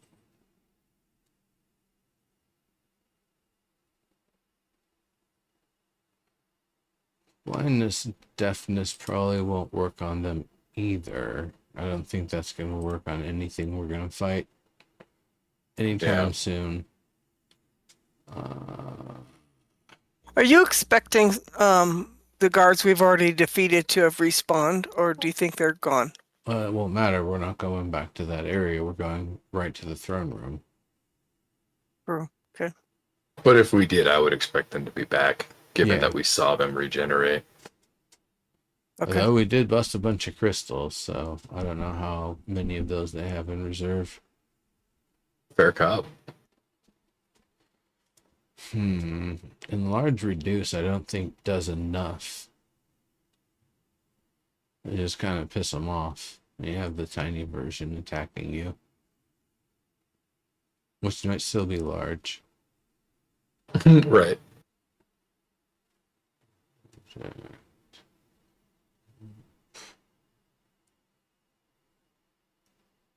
Hmm.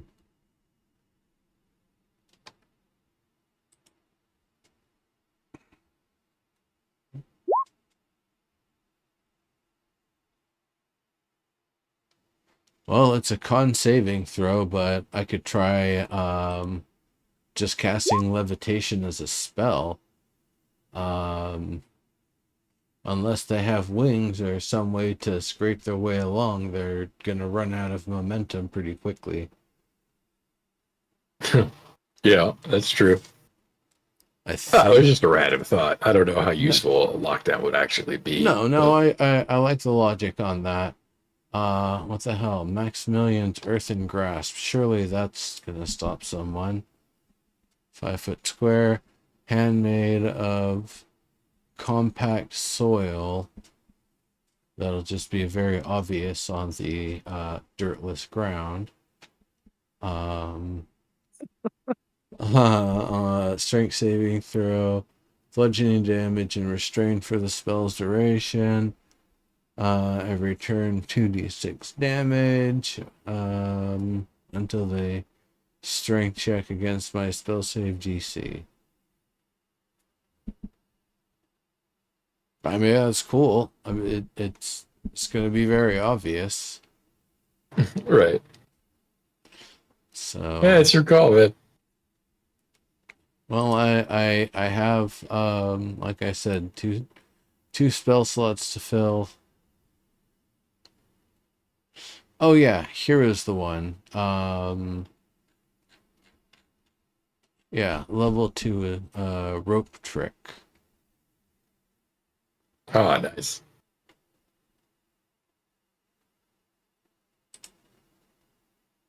Rope trick's a good one. Because that allows us to have a sneaky little rest.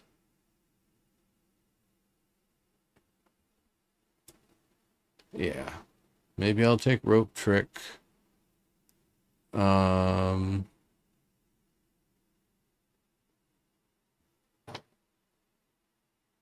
me check that book again there. Does the book have... Whoops, that's not the book.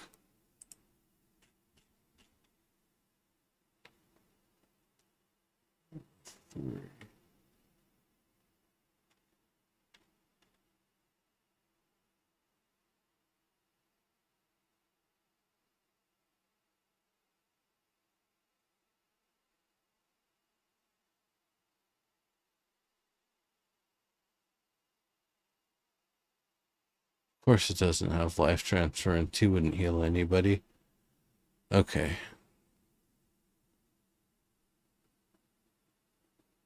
Well, that would be my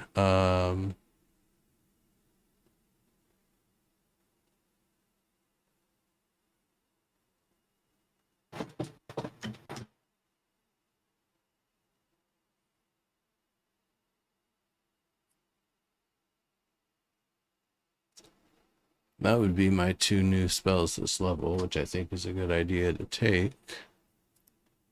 Life transfer and rope trick. Right on. And then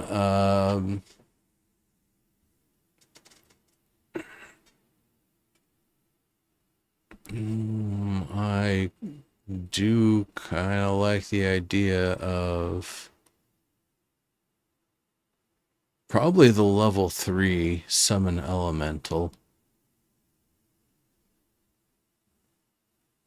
I like the sound of that. Let's see which ones it has here.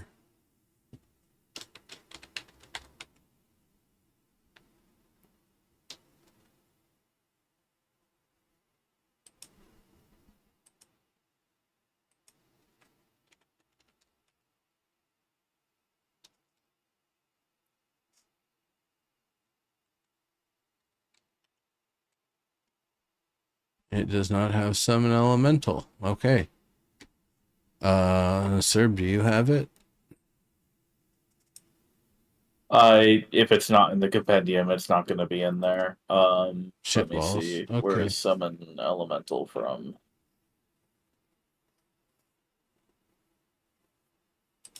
Oh, it doesn't have it because I didn't buy Tasha's on this website.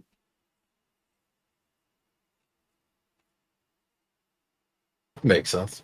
Yeah, so you just have to copy paste it in.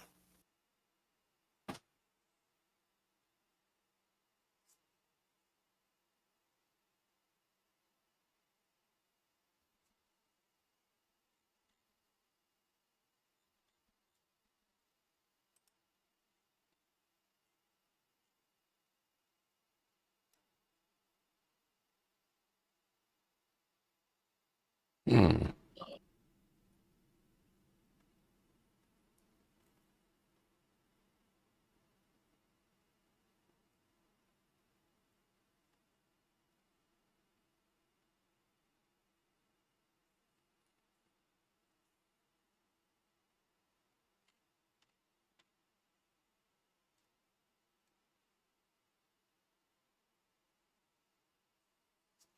Oh yeah, those are level 4 spells I'm looking at. Okay, never mind.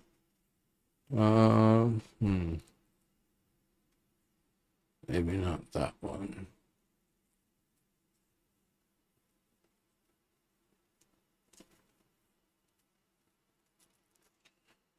Nope, not gonna do summon undead.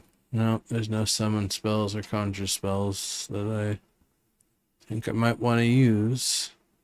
'Cause I already have. Well, no.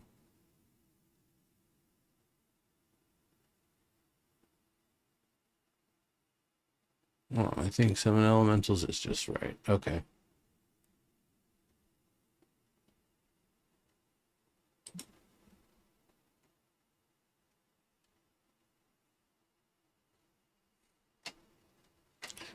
All right.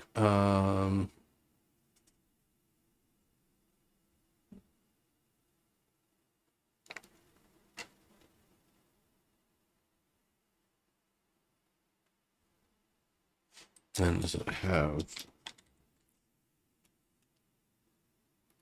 It does have rope trick.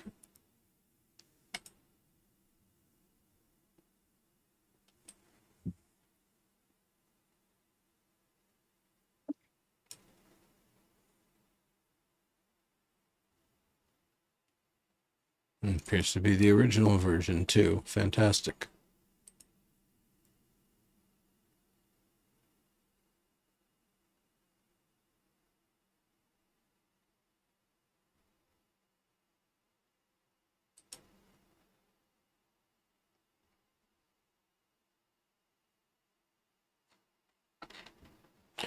All right. I guess. Here's a question: do you guys want to, if you're just getting ready to go in, do you guys want to finish the session and then plan spells in the chat Sure. over the next week? Yeah, I Yeah. can mention the ones that I've swapped out and see what anybody thinks. Yeah, Because you guys can swap those out anytime. Yeah, discuss Yeah. Right. spells and I guess any other plans or intentions. Downtime. Yeah, we can chat about it. That's fine. I'm sure you're probably getting tired, sir. Yeah, well, we've got to have 9 cast reincarnate, and then you guys have 10 days until the redshift clears. Yeah, I mean, Yeah. did you want to do the reincarnate thing now then? Oh, I'd be down for that if you guys are Yeah. still in concurrence. Yeah, let's do it. Yeah. Okay. So I figured you're going to take a couple of days to rest. You're going to do your long resting. You're going to swap out your prepared spells. Okay. Well, I already did, and we already did the long rest. Yeah. So it is a touch spell, so I have to be at his body. Right. There is something important that happens before you can do any of this, which is when you wake up tomorrow morning. Uh, Shortly after you wake up, you hear the tinkling of a bell from the obelisk, which is the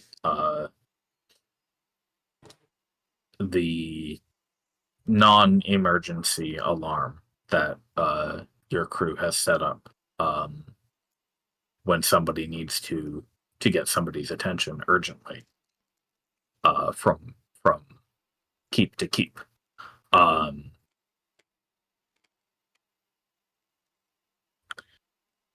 Okay, well that takes precedence over reincarnate, so let's do that.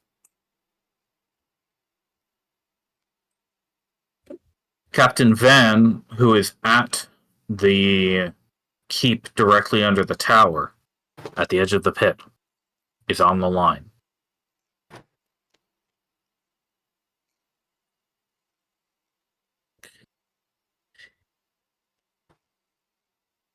Guys, it's gone! It's gone? What's going What? What's gone? I promise you, I was on patrol all night long, like usual. I only looked away for a second because I saw a bird. And then when I looked back, The tower is gone? the city is gone. Is the all of tower it. gone? No, the tower's still there. The tower's still right there. You can see it right behind me. Here, I'll move out of the way for you. The whole it's like it was never there. It's a field. Grass. We touched it. Our crane, we lost about 1,000 coins worth of materials that are now gone, I guess. We tried digging it up. It's not even underground. It's just a rope. Nobody was hurt, right? No. Everybody was in the camp and safe in their bed. I was the only one up on the roof keeping a lookout. Well, we Well, that's knew good. it was mostly an illusion. Yeah, but this is slightly different than the flashbacks we've been experiencing. They Yeah. lost equipment. Yeah. And we it's like lost the that- potential of having those people come back. You mean the ghosts? Yeah. Right. To my mind, they were always in potential. Swapped one truth for another, perhaps. Yeah, maybe. There's nothing here in any case. We've got Lulu and Mortier. They're heading out to see if the tower itself has changed at all.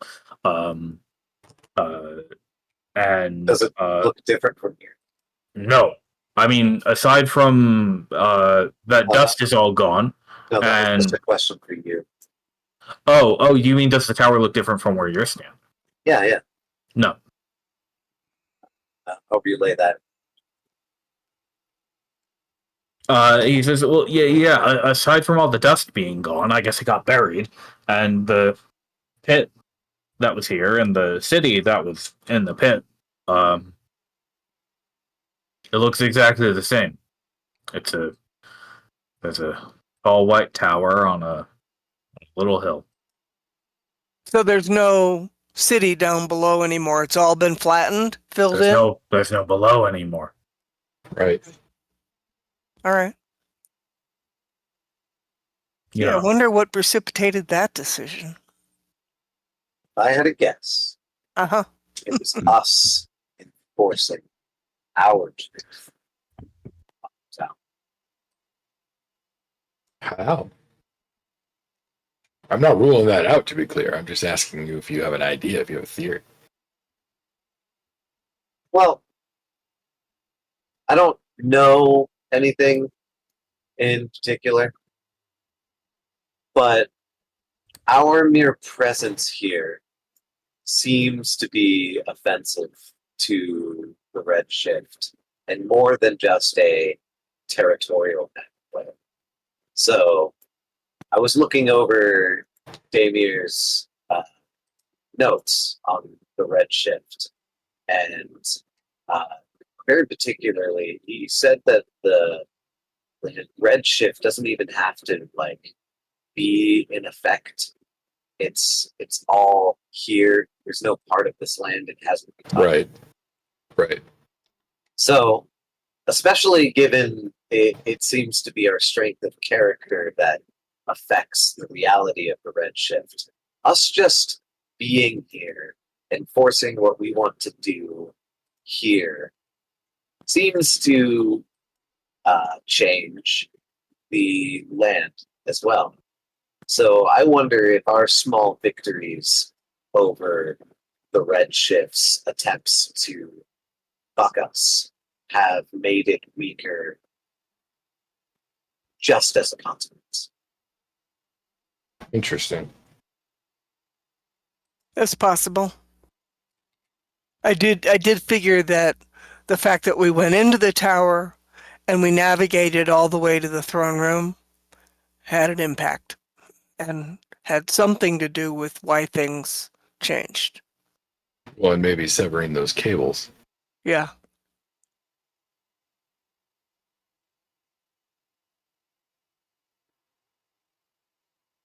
Well, nothing else has happened here, but I guess this totally destroys all of the plans we were setting up at this camp. But we won't tear it down or anything. We'll go check it out. If we can find a door, we'll let you know, but it looks like it's still a solid wall to me.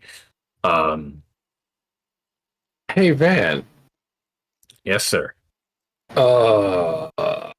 As a sort of like while you're in there, could you see if you can disintegrate any of that wall material? Thought you never asked. Do you want to wait for? Do you want to come over here before we give that a try, or do you want me to just go ahead and try it? I mean, you've got to be curious, right? I just thought maybe you want to give it a little, a little look, so to speak. Yeah. I mean, nothing intrusive, just an experiment, Oh, and I misspoke earlier. The Redshift is on, so Lulu and Mortier are not going to check it out right now, but they're going to do that when the. Yeah, I figured. Oh so. yeah, I figured they're not going out. Tell them. Well, yeah, we won't be able to check it for a few days, but we'll keep eyes out here and make sure nothing else changes. And then as soon as the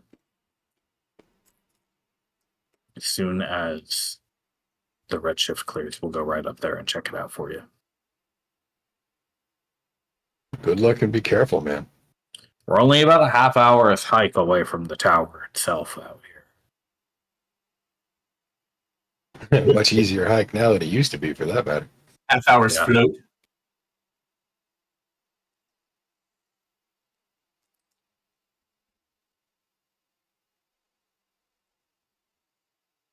Half hours float. That's fun. Right. That's all I got. All right. Okay, that was kind of a lot. Yeah, Thank that's you. a hell of a report. Sorry for the surprise, I guess. No, that's fine. You are All not. good. This is a good time to wake up anyway. We got things to do with the dead. Big What? day. What are you eating for breakfast over there these days? Gee, Luckily, the new gate in the other fort has supplied us with a little bit more than stale fruit and bread. So we have a bit of meat and things over here. Thanks. Nice. Oh, fantastic. I'll let you get to your business, so I don't have anything else to report. Thanks. Keep an eye out for more changes. Who knows if it'll happen somewhere else. Right. Yeah, likewise, be ready to move in an instant if the world changes out from underneath you. That's why we've got Sharp and Lulu out here. Oh, yeah. They're ready to they're ready to escape if we need be. Such a resourceful guy. What did you say? Said such a resourceful guy.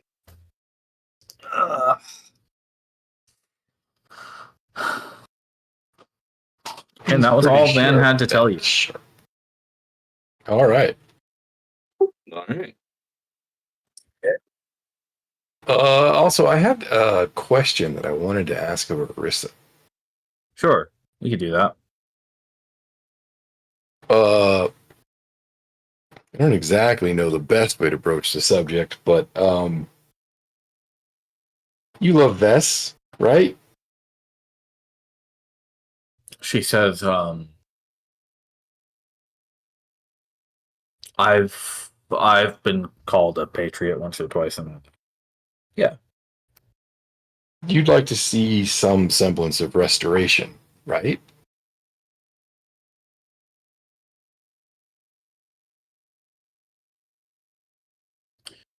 if we can make it so that the people who were here somehow were succeeded, I think that'd be a good thing. What if the cost for that was you yourself? Would you pay that price?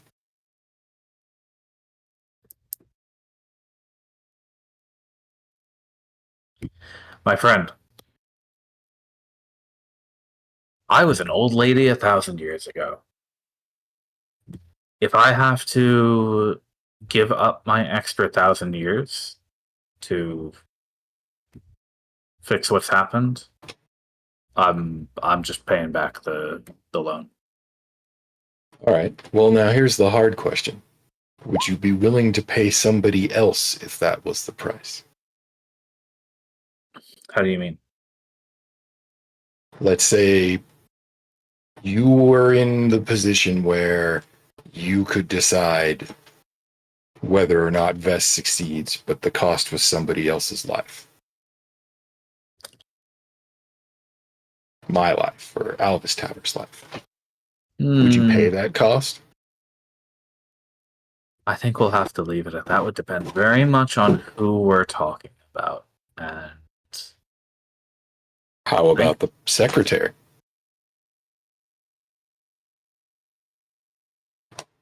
well, from what you told me yesterday, it doesn't sound like she's in the best of sorts.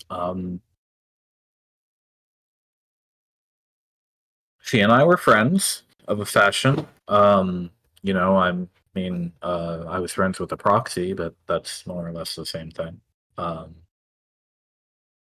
It's not like I never communicated with the secretary directly. I have. Right.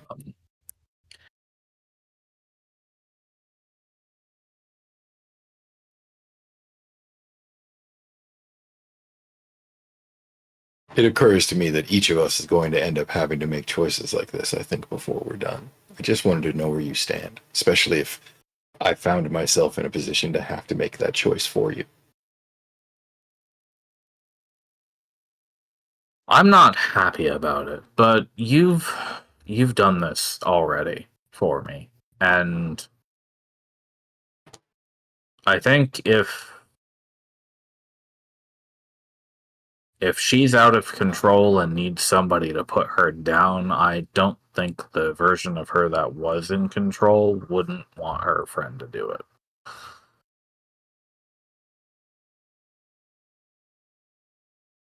All right. Well, I appreciate you considering that. I know it's unpleasant. Somebody's got to help her out, one way or another. Have you felt the secretary's or any other proxy's presence recently since we've returned? Nope, I've sure tried. Not that I'm super familiar with how all this proxy business is supposed to work. I mean, as in being one of them myself, but I've never been able to reach the secretary out here in the dead of night or when people are bustling around, calling out, trying to get some kind of response. Nothing. Never. Hmm. Not even the littlest twinge of contact. It's interesting because she said that she sees what we see, what you see, what the other proxies see. I'm curious about that. I have to admit. Yeah, me too. Unless I'm actually her and just don't realize it. But I don't think that's how I work. Even if the other proxies did, I think you're something different anyway. I'm not sure. Yeah. Huh. Well, I appreciate that. Oh yeah, there's only one voice in this head. For now. I might have some other questions on this topic later. I hope you don't mind if I bring them up again. No, I'm here all day. Don't you worry. Love it. Yeah, when she's not obviously around, when it's just the obelisk and nobody else around, I would like to try asking some questions of the secretary as well. Like just to the air? Exactly. Okay. And I guess I would just, start with like really basic. Hey, you said you were here and you said you were listening. I'm kind of hoping maybe you would want to talk too. I mean, what harm could it do?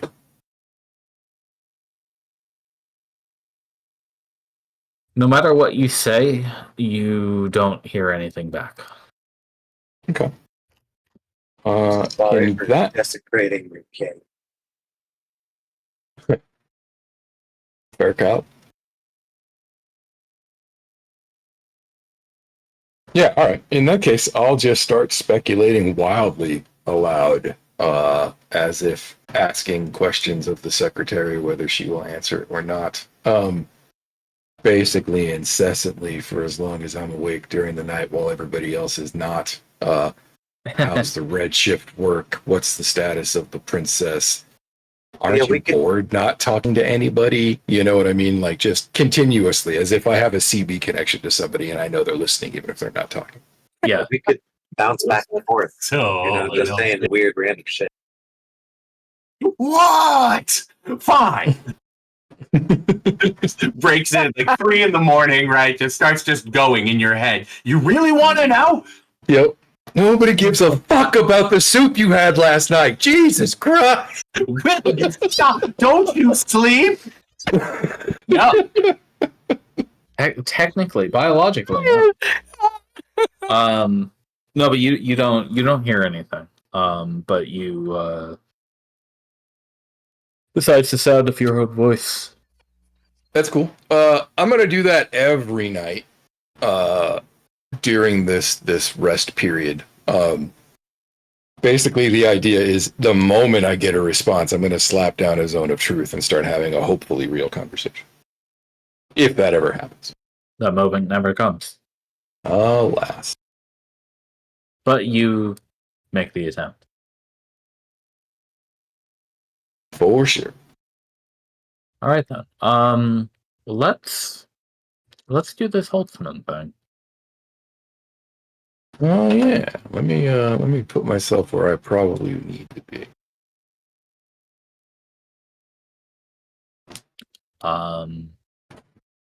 Naya, do you want to do this like in a garden?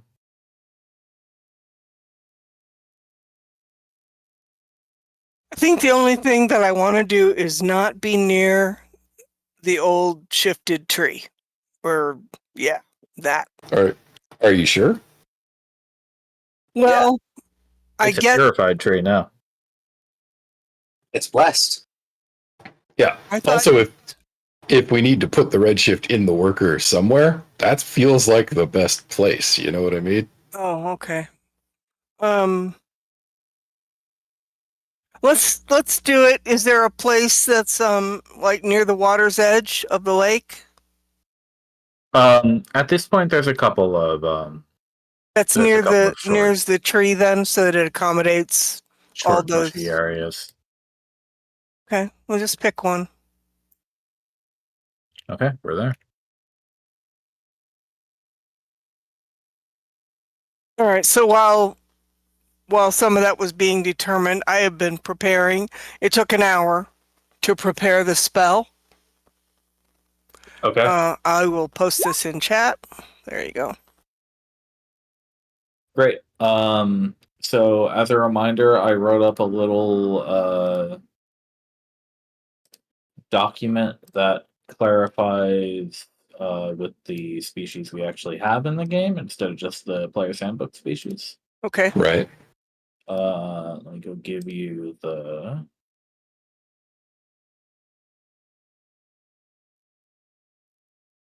Here you go. I'll send you the link.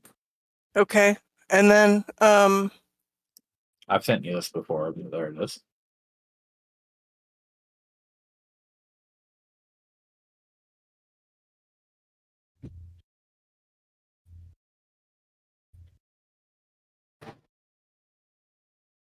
Oh yeah, that's right. It's a D100 table.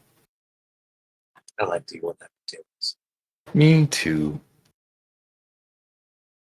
okay, so the question that I have is as we're standing by the lake, is this the location where the body will reincarnate? Or is that just somewhere in the universe?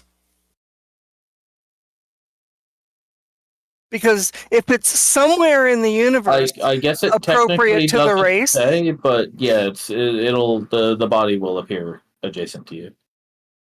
Okay, I would not have expected that. I mean, if I'm doing a level 1 goblin, I would expect it to be in goblin lands and elves in elf lands and yada yada.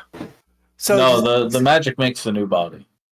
okay, so what I'm doing is actually building him a body. Pretty much. Yeah. Do you need Stay like Okay. tuned. a little That is a Wicker Man good or thing something? to know when you're the one doing it. And actually, you only need a piece of a dead humanoid for this. Yeah, I noticed that. Yeah, this is one of the more powerful resurrection spells because it's the only low level one that doesn't need a pre-existing body, and that's why it's Right. unit only. And that's why it has a potential big downside. Right. So I roll a D100. That's it. Yeah. I need somebody to put continuous reincarnation right now. Oops, sorry about that. Okay, so I'll read the spell aloud. And then double check that link that I just sent you for the real table that we'll use, because the one in the player's handbook only uses player's handbook stuff. Where do I double click it? It's in the chat. Yeah, I sent it In Discord. Yep. Okay, well I've got it open on my thing. So I just double click that link. No, I said Oh. double check the table. Oh, okay, right. So what I'm looking at here is I just roll 1D100 and it will, whatever the result is, we'll just go with this, right? Mhm. All right. That's the way it works. Anything else I need to know? I mean, I can roll D1D100. I would like to know how Naya sets this whole thing up. Like, do you build like a Wicker Man or something? That will I become can a hardly body? hear you. What? I want to know how Naya sets this whole thing up. Like, do you build a Wicker Man or something that will eventually become the body? Do you like lay him out in some ceremonial way, light some incense? What's your process? Yeah, I think since Naya's never done this before and frankly not likely to ever do it again, she probably would ritualize it a bit during this hour of preparation. So she might burn some sage, light a candle, murmur some chants in Druidic, maybe hum a little song, or ask Ambergreen to hum a little song. Yeah, I was gonna say I can play music for you. Yeah, something a little haunting and a little uplifting, and a little dignified. It's a flute. I can do the first two. Okay. But you know, I mean, this is Holtzman, right? Holtzman had a huge impact on this part of the world. He had a huge impact on all of us and the work that we're doing. And he had, as far as we know, a pretty huge impact on the entire job that we are doing in terms of setting an emotion or even creating it. We don't know. But he's done so much for everyone, gone and not gone, that we've decided that this is worth a shot. And so she'll speak these things aloud, saying, you know, if you're still around and if you still want an option, we decided to go ahead and give it to you. You can always say no if you're not interested. This would give you an opportunity to have a rebirth with all of your faculties, your knowledge at least, intact, instead of whatever next would hold in normal sense. And after an hour of that kind of stuff, then she just will roll a 1d100. In But the for actual ritual. she throws a rock. Yeah, exactly. Right. Yeah. What, Does all the ritual, reaches into her pocket, and then bloop, the camera zooms in. I'm in. Okay, here we go.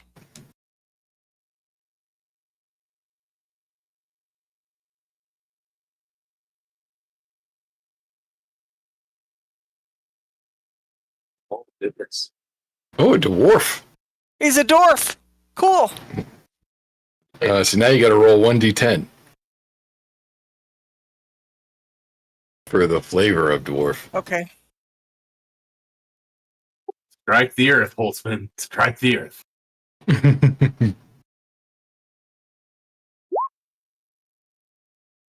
3. So he is a clay dwarf. Clay dwarf. Okay. Cool. Okay, I have one final question for you. Naya, only. You are trying to get Voltzman back. Okay. Yep. Do you want his knowledge of what happened in the past? Or do you want his help for repairing the future? You have to pick one. You have to pick one that is your priority.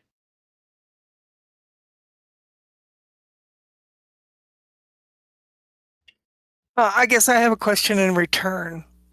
Wouldn't Holtzman need to have retained some memories of the past in order to know how to help in the future? Indeed, he would.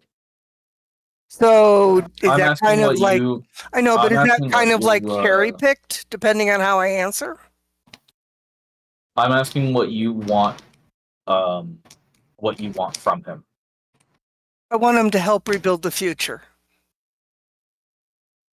Okay. 1 hour later.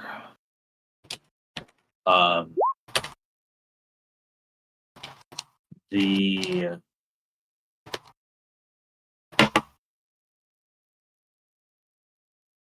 destroyed body that you kept safe begins to desiccate, and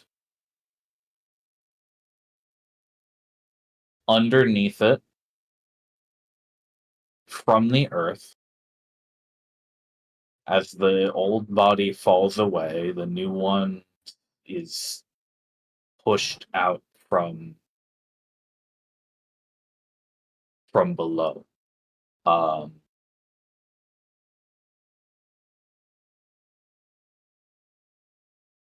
He's not he's not a dwarf, actually.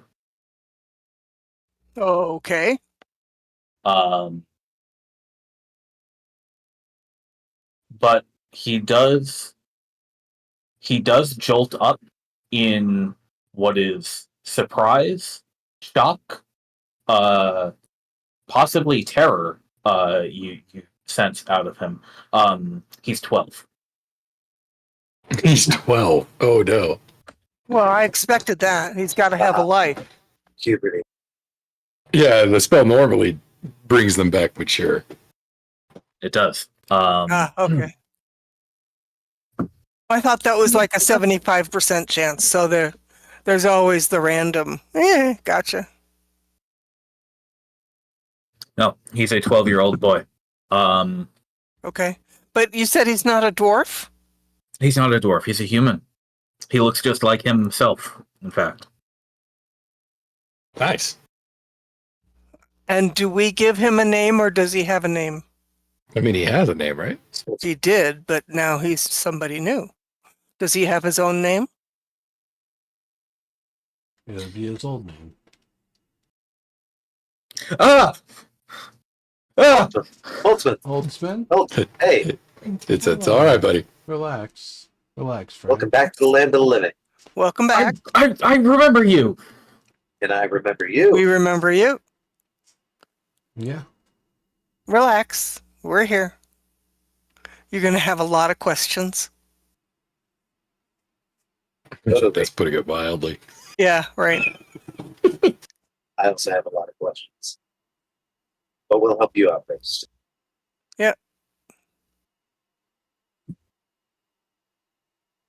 Sir, I'm really confused. Why did I roll for race if it was going to be ignored? Because I wanted to surprise you. Thank you very much, DM, Well done. for reminding us that you are, in fact, the fucking DM. All right. So, anyway, that's a legit question. Does he have his own name, or can we give him the name Holtzman?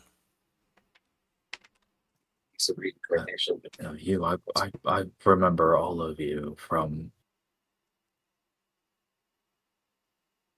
a few places. Is it okay if we call you Holtzman? That was your old name. Yeah, that's my name. Yeah. Okay. All right. All right. Well, we can start there. I'm sure you're going to have a ton of questions. But we decided that you might want another shot. Welcome back. Welcome back. Yeah, welcome back. I know you've seen us in your dreams. He notices that the sky is currently red.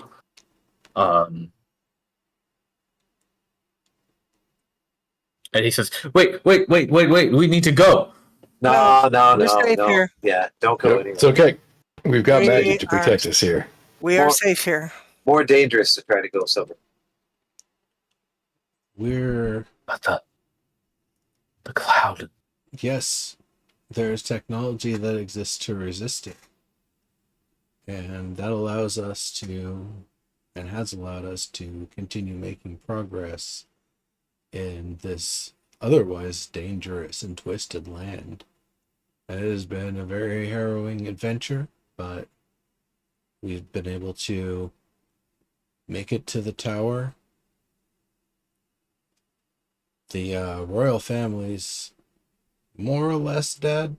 That might be too much. Well, we'll Slow down. we'll get into all of that stuff later. Yeah, of course they would be. They would have survived the storm, the Oh, whole city. well, I mean, apparently the king survived and was changed. He survived first. Yeah, I mean, he The didn't. rest of them. He doesn't still survive. Yeah. I saw them change. I saw them change, and I remember seeing you. You saw them change too. You were there, even though you shouldn't have been. Yeah. I have I have a memory of that, and I have a memory of it again. Yeah, when you I'm sorry if you have to relive some of these things. Didn't mean to cause pain or harm. you had created a portal to get people across from the other side. And And then unfortunately, Gakari, she's dead too, isn't she? She's dead. well, yeah, she scratched out one of the runes, and unfortunately, she went down fighting to whatever extent she could. But after having seen you in the past, for us, what is the past? Where you most likely saw us last, either in a dream or otherwise. I had actually been able to repair the room, and the portal was restored. We came through to the other side to see what had what we had not realized was actually you, Holtzman, trying to repair the spell from the other side for a very long time.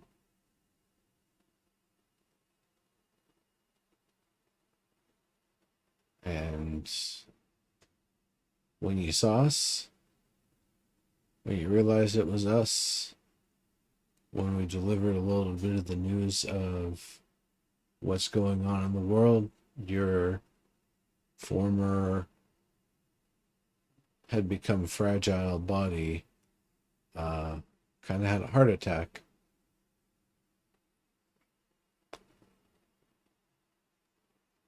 And so we're glad to see you restored as you. How much of all of that do you remember? There's many memories to sort. Yeah, give yourself Uh, time to do that.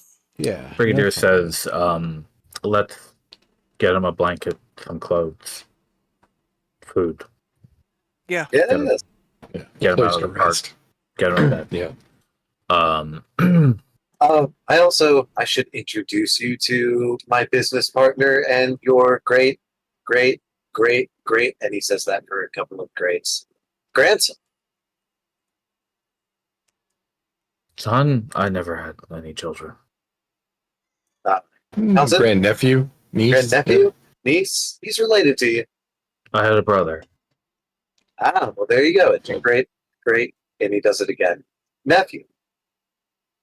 Wow.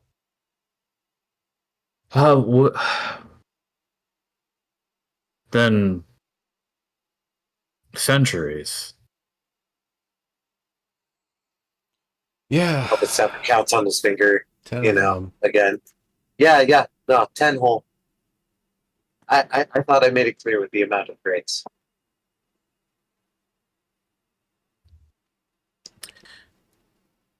Whole Good. Help millennium. me get him to shelter for now. We'll Yeah. we'll help him out. By the way, I probably would have brought like clothes of different sizes and, foods and other sorts of things. Oh, no. Why don't we just ask the guy who does that professionally for us? Yeah, Oh, I and mean, tailor him. obviously Yeah. he'll tell her Yeah, something. just bring Pontus over. He should have been here so he could make clothing right away.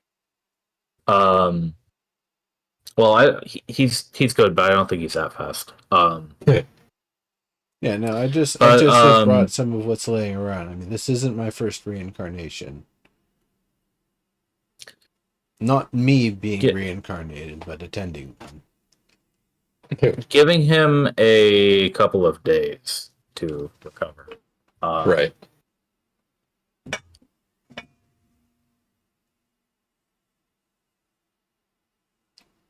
Eventually, um, He is.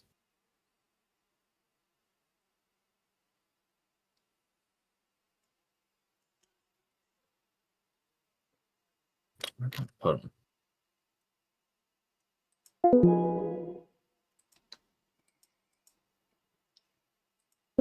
Back. That was a case of wrong button, but that's fine. Nice. Click, as they say. Just 1 second. I lost my.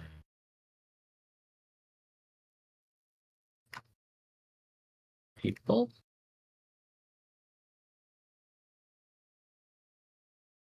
Oh, there we go. That should do it.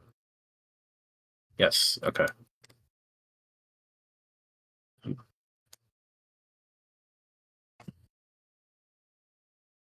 Um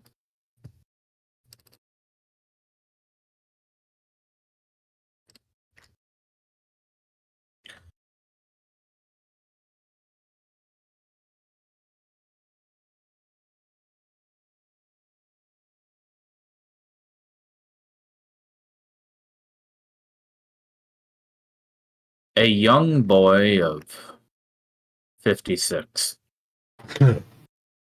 sits before you.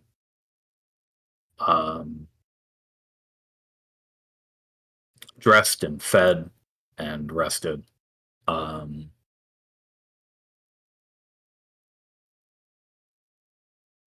Actually, let's say not sits. Let's say you're on a walk, shall we?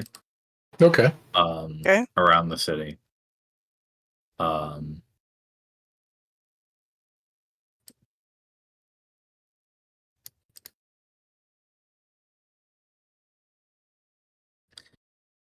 And keeping up with the rest of you, he says,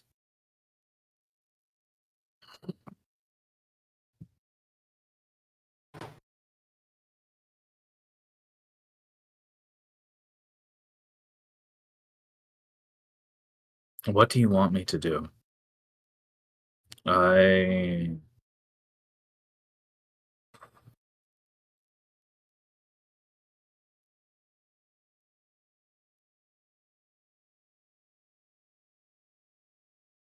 I've tried my spells, and they're all gone. I've tried to see ahead of myself, and I can't.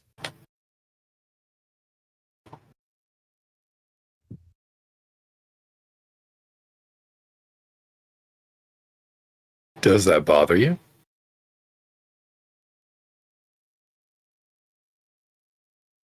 Only in as much as I fear I might be useless to you, but to fixing this whole thing, trying to do something about it. You needn't concern yourself in that way at all, Holtzman. Maybe I don't speak for everyone here, but at least for myself, I can say that you've already done more than any of us could have expected. You literally guided us through time. Yeah. We didn't bring you back because we needed your help. We brought you back because we thought you had earned the chance to decide for yourself the life you should have had that was taken from you. No, that's not right. That's not right. I didn't guide you. No. None of us can see through time. None of us have the power to manipulate time at all. Who else then? It's not about manipulation. Not about manipulating time. Do you know there's one thing you've told me that I have no memory of? One memory of you I do not have. Some deep in my dreams, I've seen you. Everything you've told me was familiar to me. The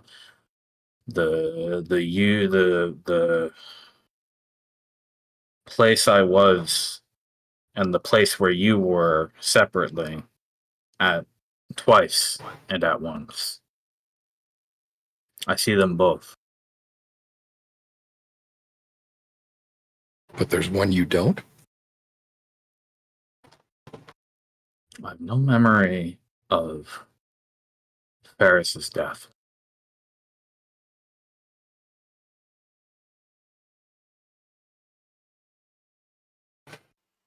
In the field of flowers, an orc came down from the top of the Yes, that's what you cave. told me. Yes. That event that you described, I only heard about it. You From never that saw it early. yourself. No, Karen and I were stationed in Jose at the time. Yeah, wasn't Holtzman missing from that adventure? Karen and I did not, we had other business. We were investigating the princess's kidnapping in a different direction, and the girls got lucky and they found her first. But he and I weren't present there. I couldn't have guided you to something I was not present for. Interesting. I suppose that may or may not be true. I don't think it changes my determination of Only what you've someone done for who us, was though. present for all of those memories could have seen you through them. Wasn't someone who was present for all of them, though, was there? I I'm asking the table. Sorry. don't know. I mean, we were. Right. And the land. Sure, the Redshift, maybe. Well, except for that, the time it didn't exist, but I don't know if that matters. Couldn't have been Saris. I guess the flashbacks that we had encountered are at the very least relevant to you and your adventuring party. Yeah, it was always you. It was always your party. It did happen to be so for some reason. And you were last. At the Let end me of put the it another way, though. The path that you tread, that we witnessed one way or another, is what's allowed us to come to this point. Regardless of whether you actively guided us through time or not, is irrelevant. We wouldn't be here without your contribution. And as for what you can do now, well, look around you. None of us are experts at anything. We don't have special power, and anything we have, we gained here in making the effort to contribute, to reclaim, to restore. If that's your hope, just join the expedition. It's what we're here for. Or else would I even go? He brought me back, so I might as well try to help. I mean, from the weakest to the strongest, from the smallest to the largest, all of us contribute equally, even Ruby and Mazia.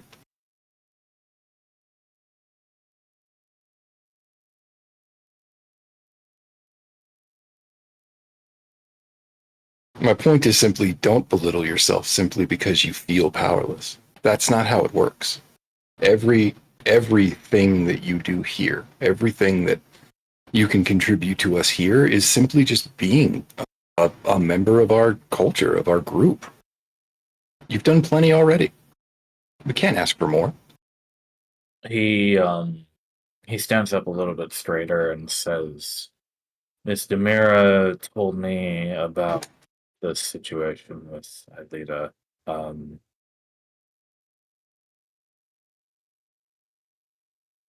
I only worked with her for a short time, but ask me what you need. I'll tell you whatever I can. I don't know how much help it will be, but it may even be little details that matter. You were in the tower at one point, right?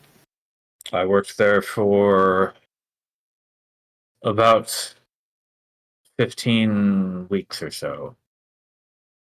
Maybe a little longer.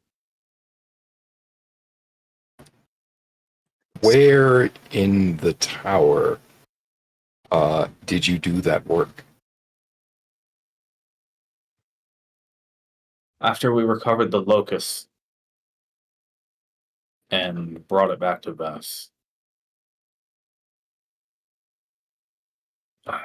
there they had a library on the 4th floor and a study adjacent to it. They also had a laboratory on the 6th floor. On the 7th floor,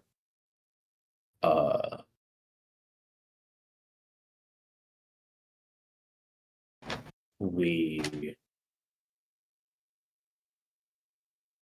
sort of took over a chamber that was, I believe it was designed to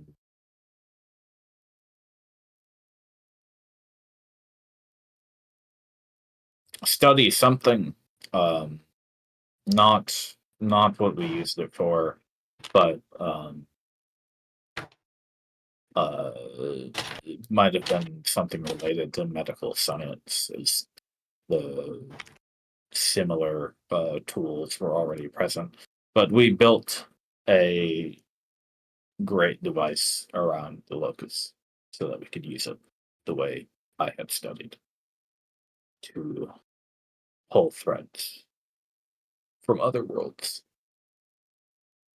What exactly did you do to the princess?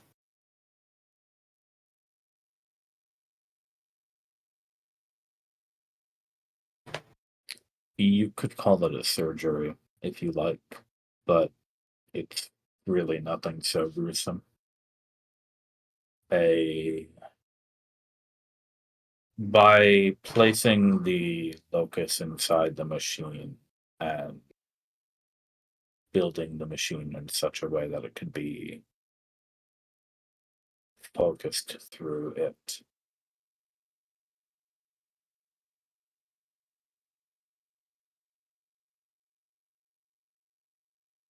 imagine a sewing needle that you can thread on a spool, yes, that you pedal with your foot.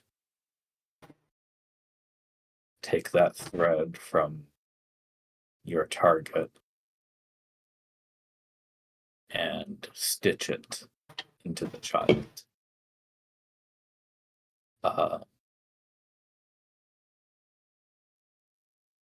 Metaphorically speaking. Invisible blades and intangible scalpels. Key components of the machine.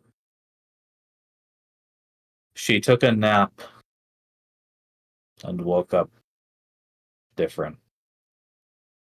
That was the intention. It seemed successful at first. It was. I never had any reason to believe it wasn't successful. She woke up happier than I'd ever seen her.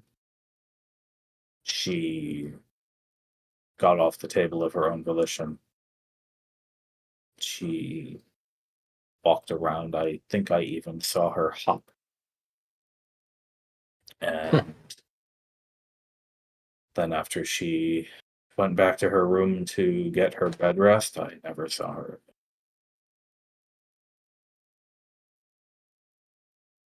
That was the end of your involvement?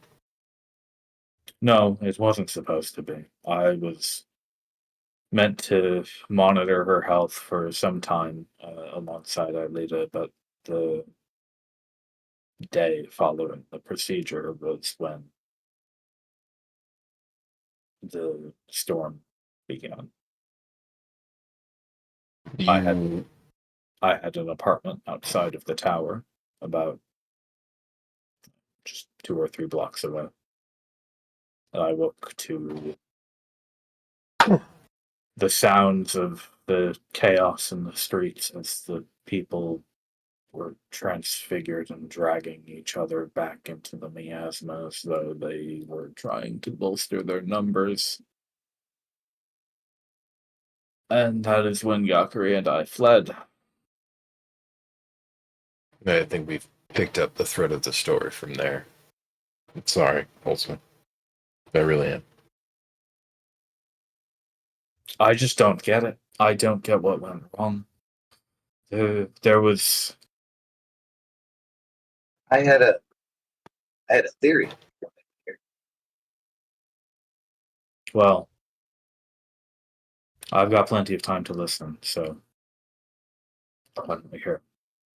I think perhaps when you wove the truth of whatever world Princess Saris wasn't sick into your Princess Saris, that perhaps more than just the physical body was altered, and perhaps some of the truth of the other worlds that you traversed through came with the thread, the same metaphor. That was the primary worry of my study. I can admit that I might have been hasty because it was an extremely exciting project, but I took great pains to make sure that this procedure was safe. I mean, you have to consider that this was the precious princess of the South Kingdom, the beloved daughter of the Elven King and Queen. Most assuredly. And to just give you context to why I thought this might be the case, is because, one, in the behavior and study of the behavior of the Redshift, it has been determined by more than one person, or observed by more than one person, that it acts similar to an animal or a beast with intention. And then the second observation I made is that the heavens above, or whatever the secretary seems to be loyal to, may be of the royal line. I can't entirely rule out your possibility. Again, it was an experimental process. But like I said, the amount of work I put into making sure that this device did not touch the other worlds, it, like a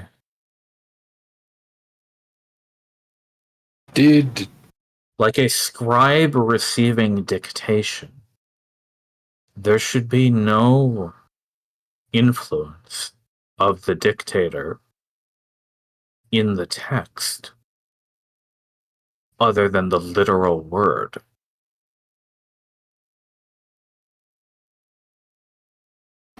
I would never have gone through with it if I thought there was any chance that something else would come through with what I was trying to take, borrow, copy. I believe you. And in fact, it leads me to wonder something else.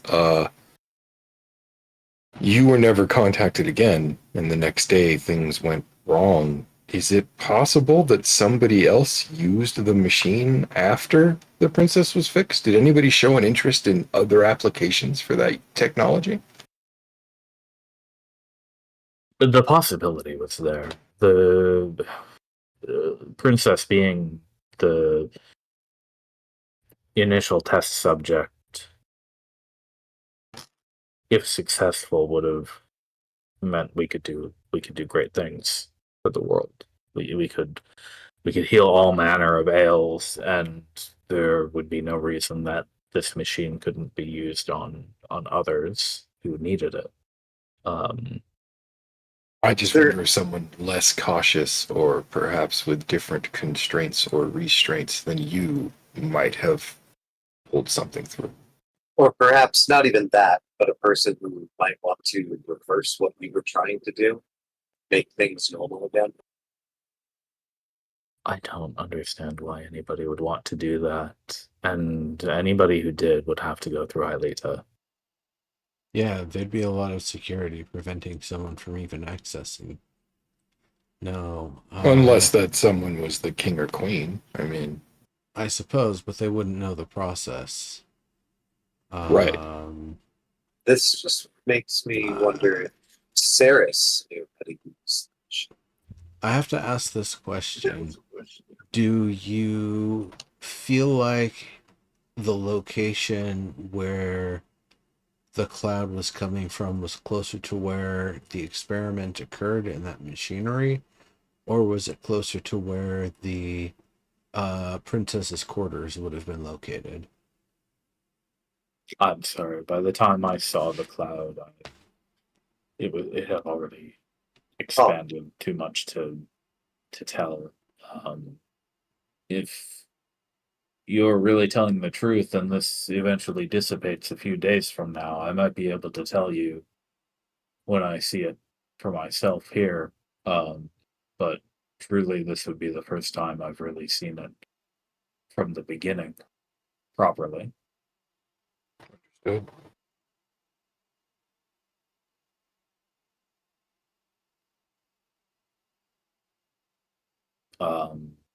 But it may behoove you to know that the princess's chambers are on the floor above her parents' chambers, the 22nd of the tower.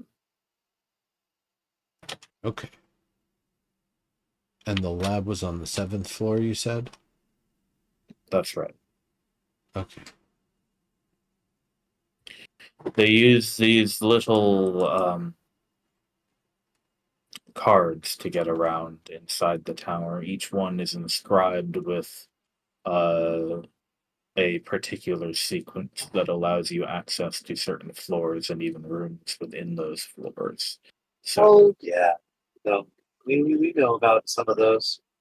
It'd be possible to like an easier way to get them than by destroying the staff. mine was given to me by a guard. I do not know where they kept their stock, but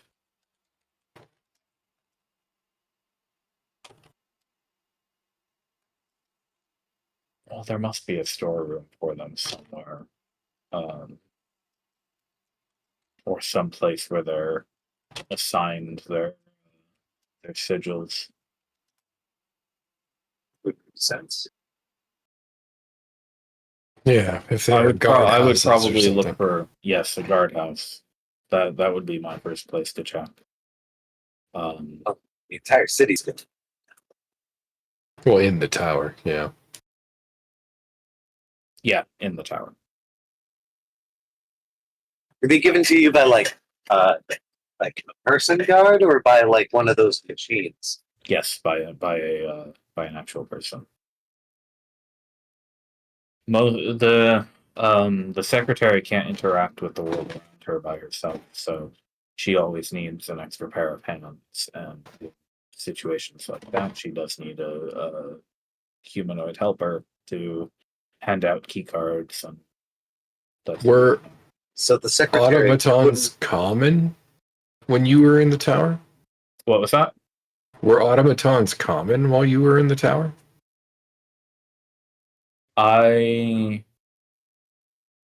We did have a couple of four-legged fellows who would trot around and do our cleaning and the like. Um, I believe Aelita said that she could talk to them through the antennas on their heads.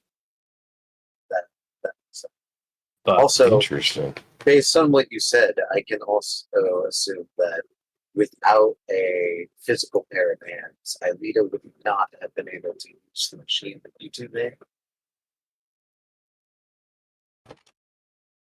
I'm not sure that she couldn't activate it remotely. She might be able to. She does have some control over things like doors and room lights, as she's deeply integrated into the tower's functions itself, but she can't handle things or hand things to people. That's her Does main she? limitation. Do you know anything about her? Does she have a place in the tower that is hers? Where her head might be, for lack of better word. My curiosity did lead me to ask her about it while we were working on the more mundane parts of our project, and while I wasn't given the allowances to visit her in person, um, she did tell me that she has well, she called it her brain, um, hooked up to a great sequence of connections that allowed her to truly be a part of the tower, one and all. You could call it her true body if you wanted. You might have actually seen it. Maybe. Interesting. Or at Do least you mean maybe a the stem. Do you mean the one in the antechamber? That's not her. That is a projector. No, not that. No, we came across a great conjunction of wires and severed a few of them. Hmm. Yeah, a large tetrahedral shape, right? Something like that, yeah. Then Or maybe, actually, but it's she told me it octahedral. was. She told me it was quite a thing of red and gold. Was that what it Hmm. looked like? No, it was No. darker. Yeah. Interesting. Maybe we found some other sort of nexus of control. Uh, I feel like we've asked a lot of you, given that you've basically just begun your new life. I guess I have just I, having one had a few last. days to recover, I and get my thoughts in order.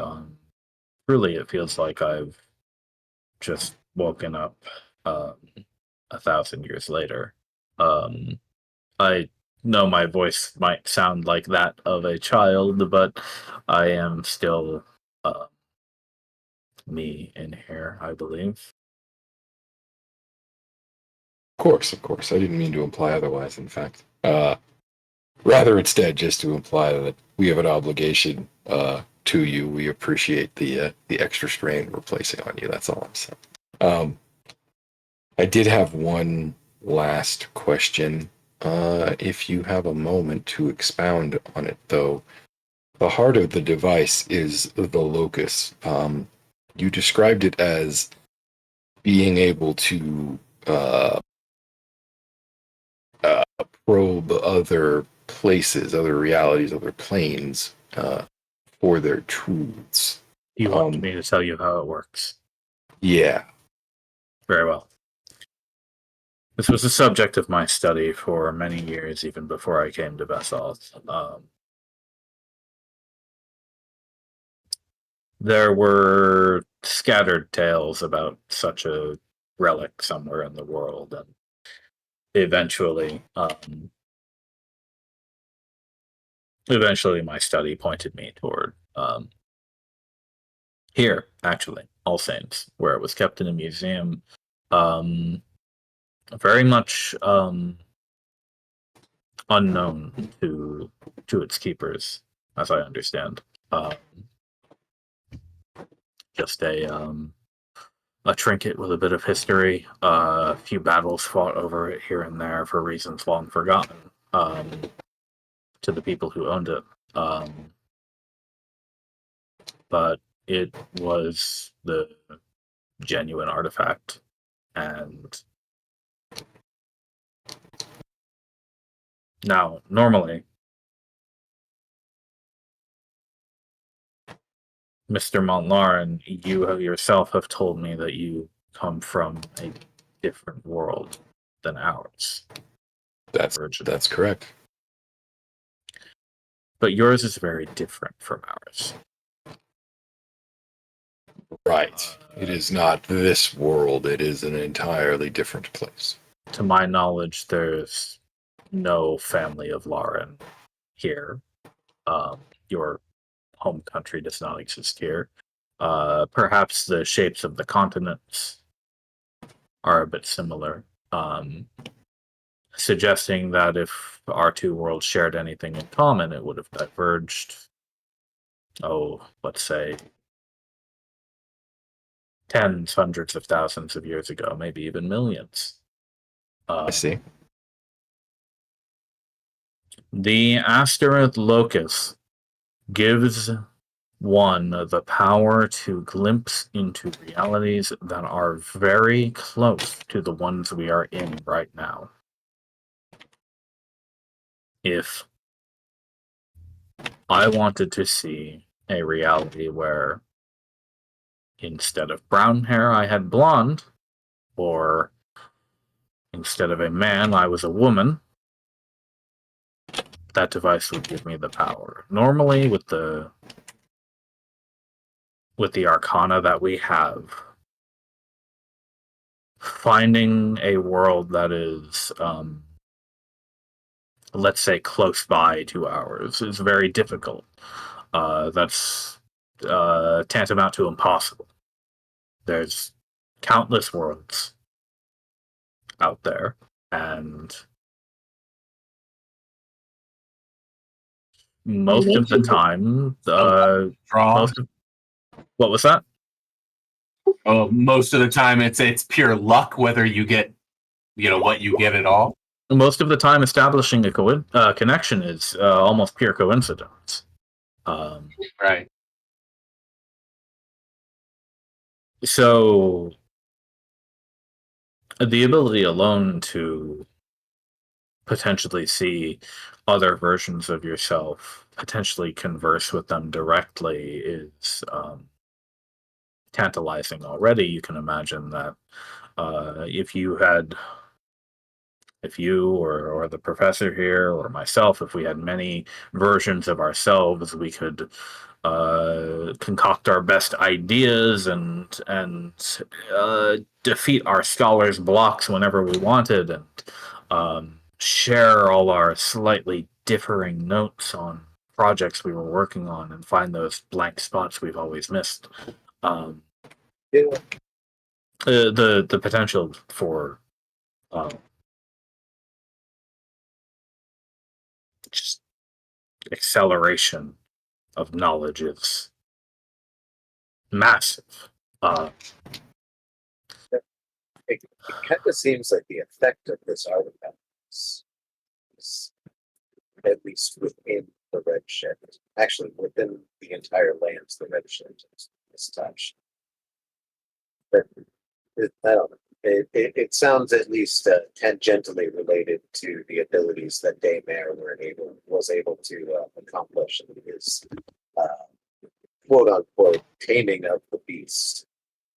I cannot imagine that is because that is the device that we used the day before the event began. I mean, Montlarin, you can describe it even better. You're the one who vanished the wall. There was a glass wall. Yeah, I didn't believe that effectively. Through I don't want to say force of will because that's not exactly correct, but effectively what we did was through the power of a unicorn's horn, um, reinformed reality of what should be there. It was. You clarified it. Yes. Right. He's done this more than once. Successfully. Right. Actually, I'll show him my starry longsword and say, that's got a bit of the redshift that I took out of Maisie's foot, actually, in there. I've only ever played second fiddle to it. I can't say if I've ever had a true success with it, but I feel like I've tapped into this clarification. But the ability to move this corruption of yours means that to move and change it. What does that mean? It's a question I've been asking myself quite a bit. Let me continue. About the locus. The thing about the idea of conferring with yourself and that sort of business is you can pretty easily imagine what kind of risks that might entail. You might find a version of yourself who isn't so kind-hearted, or you might stumble into a world and cause all kinds of social havoc by connecting places that weren't meant to be connected. And it's true that there are some people who think maybe it would be better if each world was left to its own devices and we shouldn't interact, and maybe there's some merit to that. But that's not what I really wanted to use the locus to do. I thought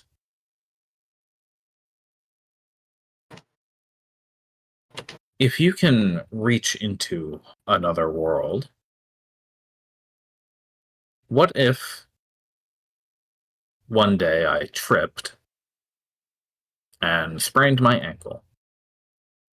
Well, if I had the locus and the tools and know-how, perhaps I could reach into the nearby world where I hadn't sprained my ankle and copy that information into this world, as though I was copying a text out of a book and writing it into a blank one. But the book wasn't blank. What happened to your sprained ankle? That's true. It more like correcting a Overwriting. miswritten text. Right, drawing on top of. Painting over. Yeah.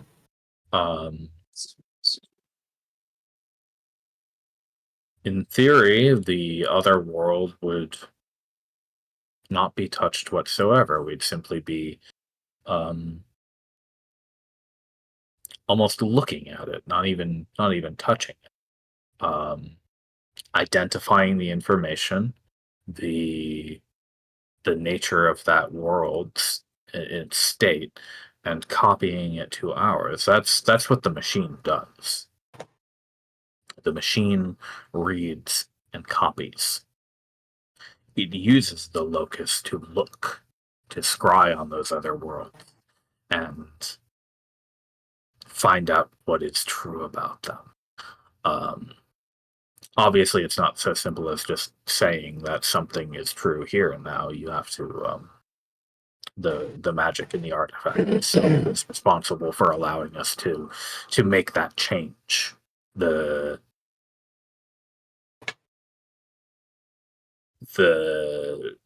psychic connection between the spaces allows us to rewrite instead of overwrite.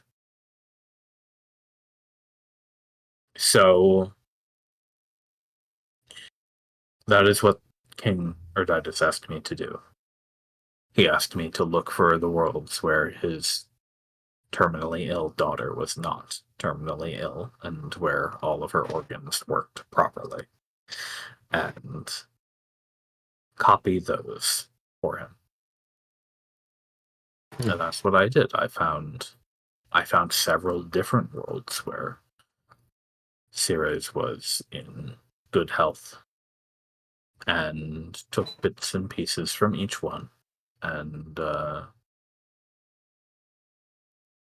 copied them. If all of my work is correct and I didn't make any mistakes, those other worlds shouldn't be aware that anything ever happened. Their princesses would go unharmed. They wouldn't even have a bad dream or get a cold chill. All I did was look at them. All I did was open the window. Then what would want to set things back to I don't know. That's the part that doesn't make any sense to me. I don't know. I wonder about other entities. If it's, I struggle with the words, pardon me. Is it possible that someone somewhere could see that you were doing this and that drew their attention?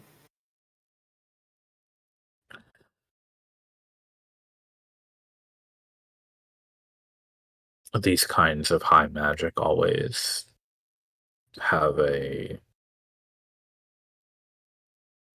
light about them. If you wanted to look for something like this happening somewhere in the world, Well, to use your metaphor, if you were looking for a window to open, is it possible that something flew through?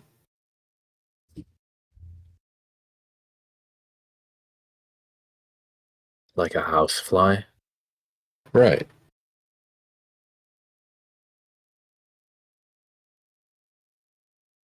Oh, whoa. What if the inception,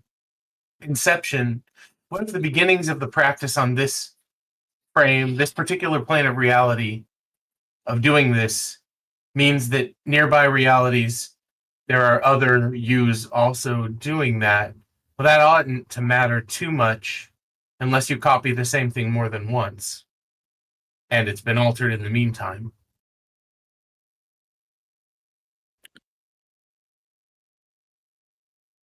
other ultimates, other ideas, all at the same Doing time, other trying altering. to make things perfect for this. maybe. I couldn't say that ours is the only world where Princess Ceres is sick, and it's certainly not the only world where the locus exists. I But just assumed it existed in all of them, if I'm being honest. it likely does. Like a swarm. Well, okay, yeah. I mean, Mont Laurent could not speculate in this way, but I suspect there's actually only the one. It's just everywhere. Yeah, exactly. And, hey, I've got my 20 wisdom. I'll max it. I think there's only one.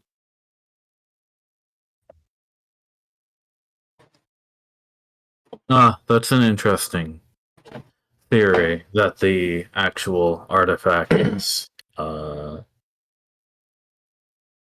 Superimposed, yes. like a piece of vellum, very thin vellum, on a bunch of other pieces of paper. It's possible.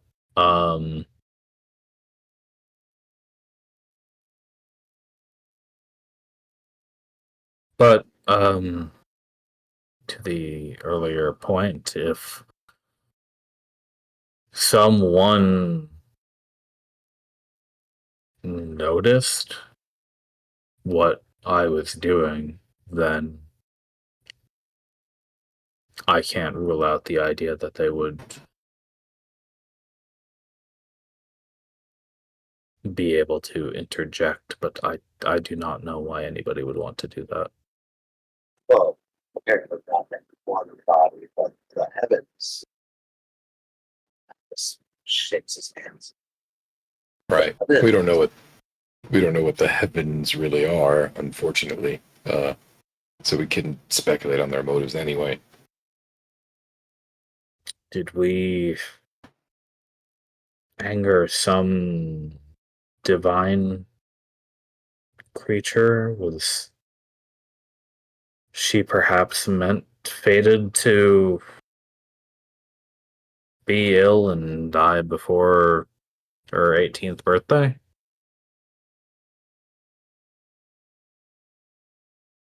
I don't know about that because the entity, the heavens or the redshift, if they are both related or the same thing, seems to want to make things pure.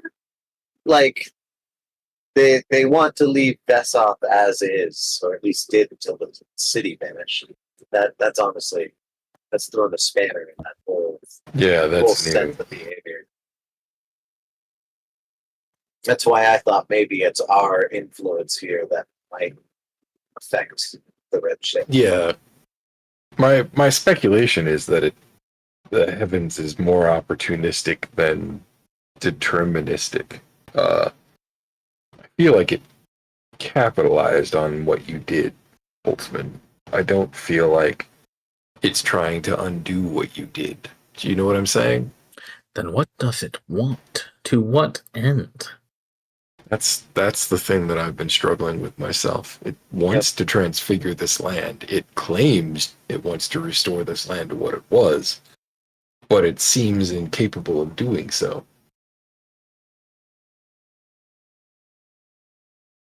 Right? Everything it's done is imperfect, at least to our eyes. Yeah, it said that the city was, there, restored. Right, perfectly preserved or whatever. Preserved. Right. Yeah. Preservation, but done nonsense. It's like someone took everything apart and put it back together again, but without understanding why it was built that way originally. Yeah.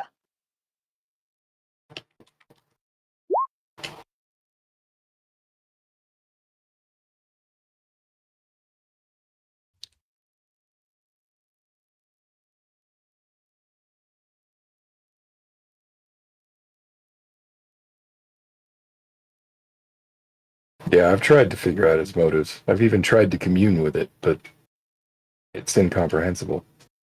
Then why Angry. why this glass wall you spoke of? Why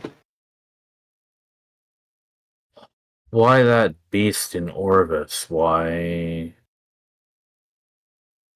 Why transform this area to a desert? Right. What does that preserve? Everything you've told me suggests that if it had a goal in mind, it was like it wanted to keep you specifically out.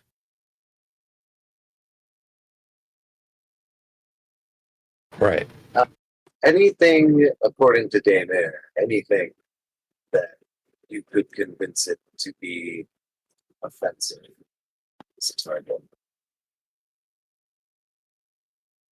Right. That was how he manipulated it. And that matter you told me about with the pixies, when they joined your cause, Right. they were unaffected by it until They had done so. Exactly. Just guide it where it wants to go.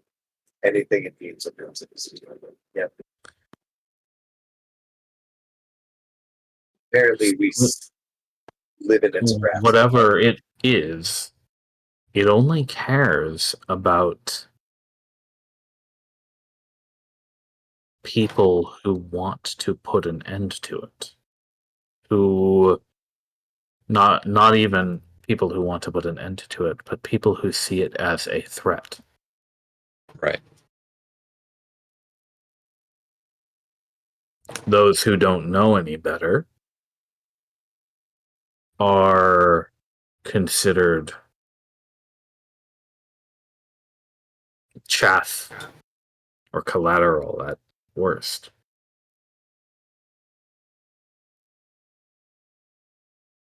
But for those who recognize the danger,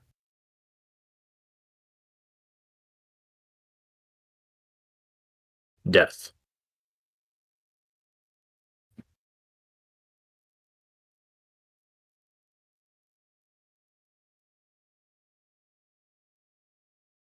What I've been trying to figure out, That would well, mean. Listen, wouldn't that mean that the fact that you can recognize the danger of the Redshift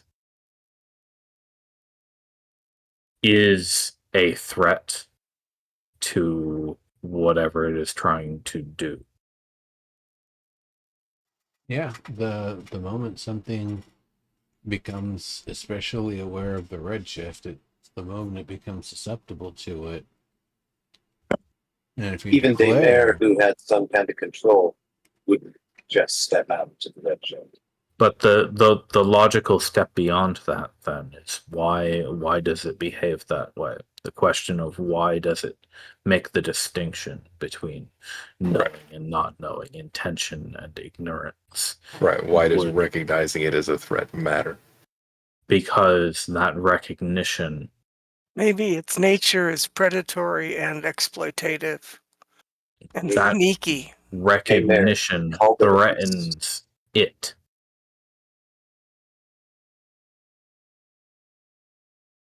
In the way that we got rid of that glass wall, you mean? No, I believe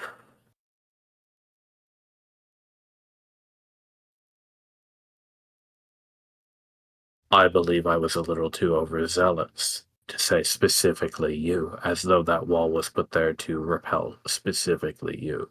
That may not be the case. Consider 1,000 years have passed since I died, so to speak. And in that time, you all have been working here for a span of about 4. Right. The professor here has been studying for much of his life the phenomenon. And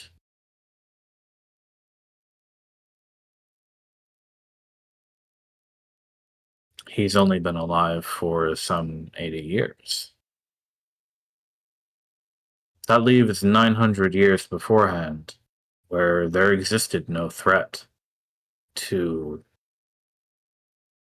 the Redshift. But They directed It's- defenses. still caused catastrophe and death for anyone who entered, anyone who was not ignorant. If your if the records of your time that are correct are to be believed, then this threat has existed longer than any of you have been alive. Long enough for a dragon to be able to use it for his intention. Yeah. Indeed, and before him even. So then why even then? Why before you all came here to try to put a stop to it? Because the people who saw it as a danger in that time, 50 years after I died, 100 years after I died, 200, 300, in any of those times, anyone who recognized the Redshift as some kind of threat posed themselves an existential threat to it. They had to be killed. Is a basilisk. Right. That's the only conclusion I can draw. Interesting. There's a dark implication that means that any survivors from the red ship are the ones who perpetrated the knowledge that causes it harm.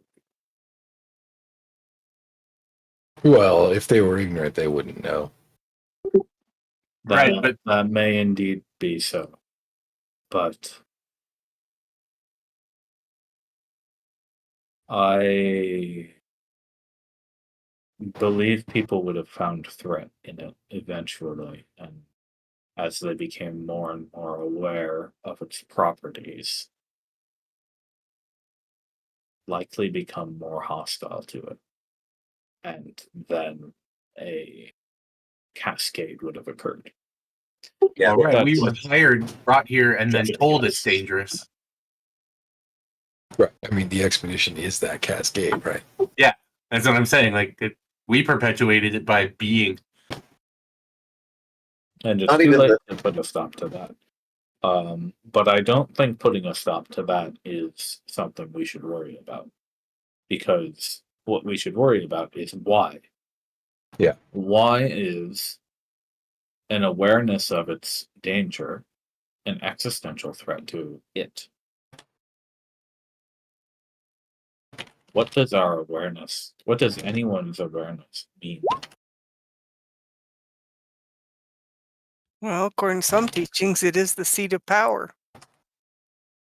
well, yeah, in the same kind of sense too. It's what makes the ideal real, right? Our belief in our ability to affect the world at hand in of itself.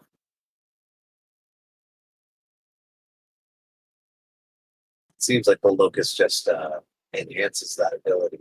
So anybody who's aware of it and its ability to do that poses an existential threat because we're able to extend our will over it, with it. There's one case that I thought was rather interesting is those goblins over in the hills to the west. I was just thinking of those goblins.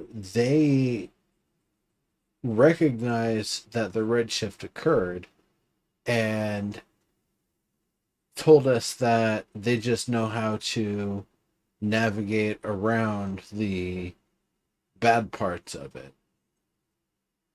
And so it might envelop them, but they know where they can go to not be affected. Now it might just be that when it gets to its further ranges towards the edge of where it goes, that it starts to become maybe porous in some way, but they can see something that we sounds that can't. it sounds that much like your pixie friends, they lived a life adapted to its existence. It is a natural part of the world for them, and they do not feel threatened by it. Fair enough.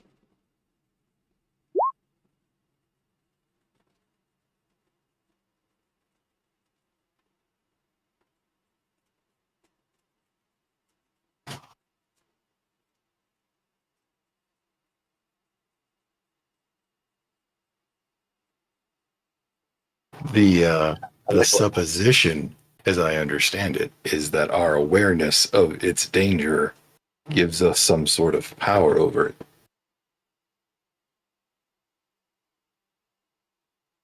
I just wish I knew how to exploit that.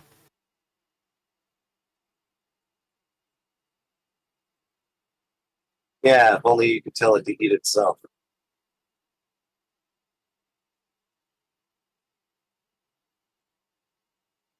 I've kind of tried that a couple of times with no success. If she sees it, it will be real.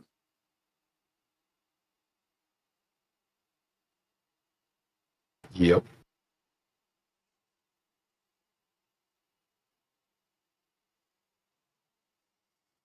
I remember that, but I don't know why. Well, if the instigation of all of this comes from the princess, uh, and we are correct in that our awareness of the threat of the redshift in some way creates the Redshift's own vulnerability, then perhaps resolving the Redshift is as simple as convincing the princess that it needs to be resolved. Yeah, but Showing her that. you have to convince her that having a body that is fragile and should be dead by now is a good thing. And she may not like that. That's a fair cop, yeah.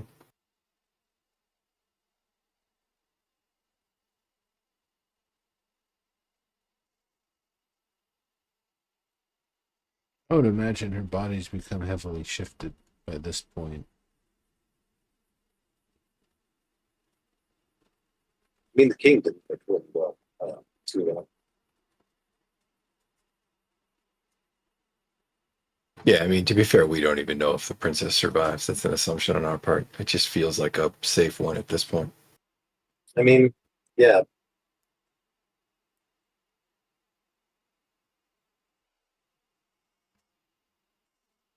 So I wish I only could other take the person. trip into the tower with you, but I'm afraid this little body of mine would likely hold you back. So Oh, yeah. We wouldn't ask, indeed. I'll stay and study with the professor while you go, and we'll see if we can't put our heads together, perhaps, and figure out something we've missed. Sounds like a plan. No, and I don't see you too much as like a dream reader. Daymare did have a reoccurring dream every night after he started his taming process of the Redshift. Oh, I perhaps don't really look like it, but I've got some talent in that sort of thing. The reoccurring dream is of a white flower which stands over a black sea.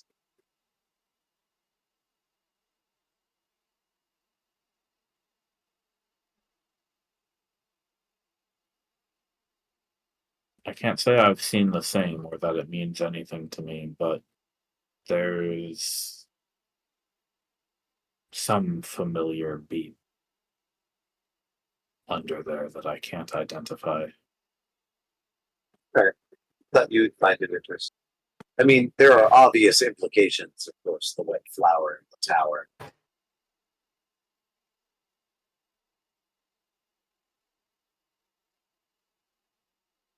But the black sea,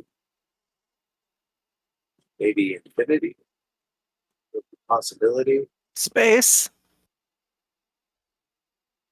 You mean the Aether out there? Yeah. The space between worlds, the vastness. I thought that was meant to be more purple than black, but I always thought it was more blue, but yeah, everybody's got their different It's the perspective. gnomish interpretation that there isn't actually a color. It's octarine, right? We have a word for it. That's all. For the color without color? Right, for the color of, magical spaces. Okay. You elves would.